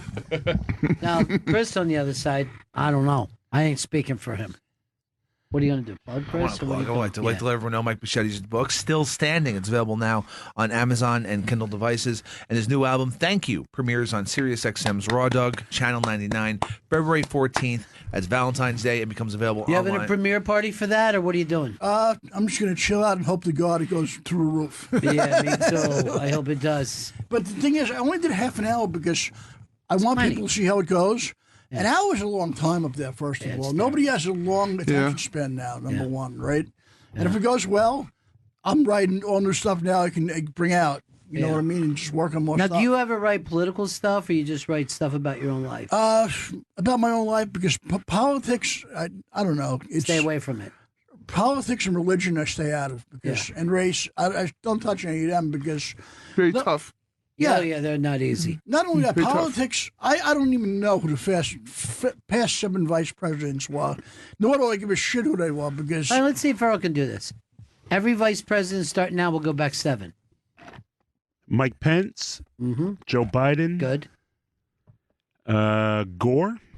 No, Gore- you missed the movie Vice. Oh, I'm sorry. Dick Cheney. Dick Cheney. Cheney. Al Gore. Then Al Gore. Before Clinton was Bush 1, that was Quayle. Very good. Couldn't spell potato. And, and then it was Bush. GH was Reagan. Yeah. Then Mondale. Walter Mondale is exactly Mondale, right. That's Jimmy good. Carter. And then remember the 2 with Nixon. Agnew and Rockefeller. No, wait, you're right, Rockefeller. But how did Ford get in there then? Agnew, I'm sorry, Agnew, Rockefeller, sorry, Miss Ford. Rockefeller was Ford. That's And exactly right. and then Rockefeller Ford went in with Ford. And it was Ford and Agnew with Nixon. And then go back one more. Who was LBJ's? Humphrey? Very good, Earl. Wow. Fucking Yes. nailing them. Earl, you're awesome. I knew the names, but not the. I heard of these guys. And JFK's? That's awesome. JFK was Johnson. Very good. Earl knows his vice presidents. Yep. That is awesome. I know the names, but I couldn't play, here and there. I'm going to start up the. My dream is the Vice President's Museum. And Earl, I want you to take people around, tell them who everybody was. Earl, you're brilliant. Yeah, he You is. got a lot of knowledge, man. It's fucking Yeah. awesome. He is, yes. I love smart people that this is cool, man. Yeah. I was odd because my father always made me memorize. he always forced me to memorize presidents. He was like, you need to know who's in charge. But he was, and if he didn't, he would just like that on your belly. I mean, it got a little inappropriate. But I'm going to be totally honest. Raspberries. But I mean, it was lower and lower every time. Yeah. So, Chris, I feel like you and Big A, you've come together. And no, not at all. We are totally apart. There's no mending of. And this you're going to bridge. come over on the East Side Dave show with Big A. Nope, not gonna happen. You know, Mike, you've been through a lot. People got to stick together. You know what I mean? Especially in this business. Because you know what? You got to know this business is a fucking jungle. It is. Sure. You know what? Most of the people in this business, I like to say, are just rat fucks. No, because can I talk about Louis for? I know Louis. Please, you can. 94, Yeah. right? I first met Louis back in The first time I ever seen him was back in 1993. I was a brand new comic for about a year. Mm-hmm. I auditioned for Catch a Rising Star at that time, which, Ron, as you know, I shouldn't have even been at that fucking room. Right, you shouldn't have been anywhere near it. I was only a comic for a year, right? And at that time, there were guys like Attell, Chappelle, guys were all headliners already that were doing that club. And I wasn't even ready to be there, right? I went on, did really well, right? And I seen Louis in the audience. I had no idea who he was then. He was laughing. And I met him a year later. I had started doing late night at the Cellar, right? And I met Louis then, and all of a sudden he comes over to me. We're talking. He goes, "Can I speak to you a second?" I'm like, "Sure," you know? And he really didn't know me. And he was telling me, he goes, "You know, I'm doing this for 10 years already, and nobody knows me." I go, "What do you mean nobody knows you? You know what I mean? You're a headliner at Caroline's. You're a head writer on Conan. They respect you all over the place. You're, you know what I mean, right? You're a national headliner."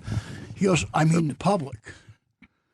Right, so we're talking for a bit. I just listened to him, and at the time, he knew I was a new comic because I was somebody he could tell this to. You know what I mean? Like, if he said this to other comics at his level, or people who were around for years, they would have mocked him or fucking, you know what I mean, or like laughed at him or fucked around with him, right? He knew he could open up to me about that. And then about a year later, he was doing the first film Shorty ever did for Howie Mandel. He came looking for me at the New York Comedy Club, right? His manager at the time was Dave Becky, who I know forever and love. He's been a great friend of me, right? Louis called me up at my house. He goes, "I wrote something for Howie Mandel." He goes, that we want to put you in. Can you do this? And he fucking had people open him in the garden. Lord knows he called a lot of big people, got people into stuff. And when something happened, now what he did is not right. You know what I mean? That's fucking, I don't go for that at all, right? What happened? But the bottom line is, the same people that he helped fucking put knives in him, turn their back on him, and they're fucking idiots now. And that's why I hate this business so much, because they're assholes to him now. These same people he fucking put in the game or did stuff are fucking morons to him now. Yeah. Unless Ron, by some thing, he comes up with something gigantic again, and these same Judas Iscariots will be fucking kissing his ass going, "Louis!" Right. But by then he'll know who his fucking demons are. And right. I'm sorry for ragging about it. No, you know what I mean? I see Chris Stanley's done that with Eastside Dave, a guy who got him into this business, took care of him, and you know this Big A. Of course. You know, he was a mentor to him, and the first chance Chris gets, he fucking stabs Eastside Dave in the back, you know? Well, you know what? Did Louis ever put someone on the Shizer list? And then I don't even know what that is. I heard, I seen it on, I was there when they did the Shizer list. Yeah.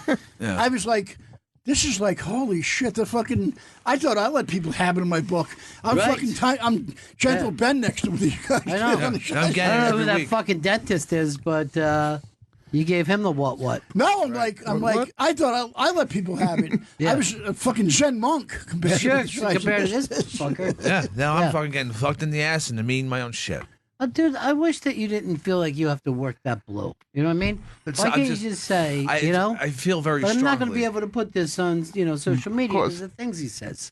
I'm just trying to fucking explain to everyone how I feel. Yeah, but what if you actually got fucked in the ass? What if somebody just turned this on and actually thought that there was a penis in your ass from Dave? Okay, well then that's rape then, Ron. Right, that's what I'm trying to say. So don't confuse those two. Say what happened without saying an actual rape took place. All right, well, I've been put on a list because I don't answer texts. Well, you know what? But sometimes it can happen. I mean, look what, first of all, you guys are here all the time, right? Right. Yeah. Everybody in this business thinks you guys just walk here from 2 to 5, bingo, it's done. They have no fucking clue what kind of preparation goes into this. I'm going to tell you the truth. I do 2 to 5, and that's it. I don't even think about it. He walks right out. He walks place right could be out. on fucking fire at 5 o'clock. I don't give a shit. No. What I'm saying is, but Yeah. what I mean, pre-planning. The stuff Nothing. goes. Oh, really? Nothing. He walks in, Top of does my the head. show, Yeah. and walks out. I go, Yep. who are you guys again? I'm Chris. And I go, Jimmy, just fucking point at me when that fucking light goes on. Yeah, but for some And guys, magic. yeah, but it's like one giant improv game with you guys. Yes, that's it. One giant fucking improv. That's what it really is. Am I right? This Yeah. is what this really is. One Yeah. giant improv game. You got to pay attention. Right, you got to So be in the moment where you're not sitting there vaping or thinking about it. You know what I mean? Earl's going back thinking about Martin Luther King. That happened, Earl. We all been through bad things before. Move on. All right? I actually met you a couple of years ago. Now I met. Where at actually, you guys invited me to do the Thanksgiving show a few years ago. I met Earl. Oh, yeah. I met Earl over there with a girl that was really cute. I forgot her name. Who was that, Earl? Maybe Lily. That was the one year we. You won't bring Lily in with us, though, huh? I always try to, but she's working at the bakery. She got bad feelings towards us? None at all. She makes bread that you wouldn't believe. It's the best bread I've ever I think she may like you, Earl. I think Yeah. I catch a good vibe over there with her. That would be great, Earl. Yeah, and she's actually on. She became a partner. I didn't know that. Yeah, she became a partner in Arcade Bakery. Congratulations. Oh, nice. What time she work to? I could go down there, or we could all meet. We could have coffee and bread. I think she's there from I think it's 8 to 4 or something like that. Perfect for me. You know what I mean? I'll get up, I'll go down early, we'll have breakfast. You know, why don't you bring a couple of hard-boiled eggs from home? But here's what I'm saying. I remember that night, too, at Thanksgiving, you came out, Judah came out, said he wouldn't do it and brought you out, and the place went fucking crazy. That was fun. Yeah. I was very intimidated that night. No way. You looked as cool as a cucumber. I was very intimidated because, first of all, I never been to the Hard Rock. Yeah. Right? Big, right? And when I seen the amount of people, the size of the crowd you had there, and when I came out, it was fucking like doing a concert. I loved it. You didn't know you were as beloved as you did, because Judah said they went bigger for Mike Bichetti than they did for me. I go, yeah, everybody everybody loves Mike. It was just so much fun that night because, and the thing is, all day I was thinking, I was back and forth to Chris. I'm like, I gotta find a fucking street joke that's something good. Mm-hmm. I sent him a couple of things. I gave him a couple, I fixed. But the thing is, it's not easy to do street jokes. No, it's not simple. People think it's simple. I remember you came out, you killed. Big A came out, destroyed. Yeah. Chris comes out, crickets. I mean, I could. Come on. I've been like, is the fucking mic on? Yeah, it was on. Chip came out. Jim Florentine. Crazy. Did his son come out? Yes. Yes. His kid came out, destroyed. Luke. Absolutely. Yes. Everybody but Chris had this fucking monster reception. But I guess they don't like you because of some of the stuff that went on with Dave. I don't know. I feel like now everything's just turning against me. No, but I'm the one who's the victim here. Chris, it happens because that's you know how fucking one of the worst bombs I ever had. Yeah, and this was horrendous. Yeah, was at the Improv in L.A. back in '95. Right. They brought Brandon Tartikoff at the time down to see me. No, right? Listen to this. The head of NBC. Listen to this. I was not really ready to be at the. I was only doing comedy 3 years. No. I got on. Rondell Sheridan went on before me, right? And he was a fucking killer Monster. back then. And he was like a comic at least 10 years then, right? He went on, annihilated Chris. I'm talking about people stomping their feet, killing that much. Yeah. I get up there. I get up there. Crickets for 8 minutes, right? I see Tartikoff sitting in the front row, right? He has half a smile on his face and half a fucking nasty look on his face, right? His head was probably thinking, who set this up to see this fucking imbecile right now? Wow. His face is like, some heads are going to fucking roll tomorrow morning. Jesus Christ. Because that's when you know when you fouled up. Yeah. You're right, Mike Bichetti. Your book, Still Standing, is available now on Amazon and Amazon Kindle devices.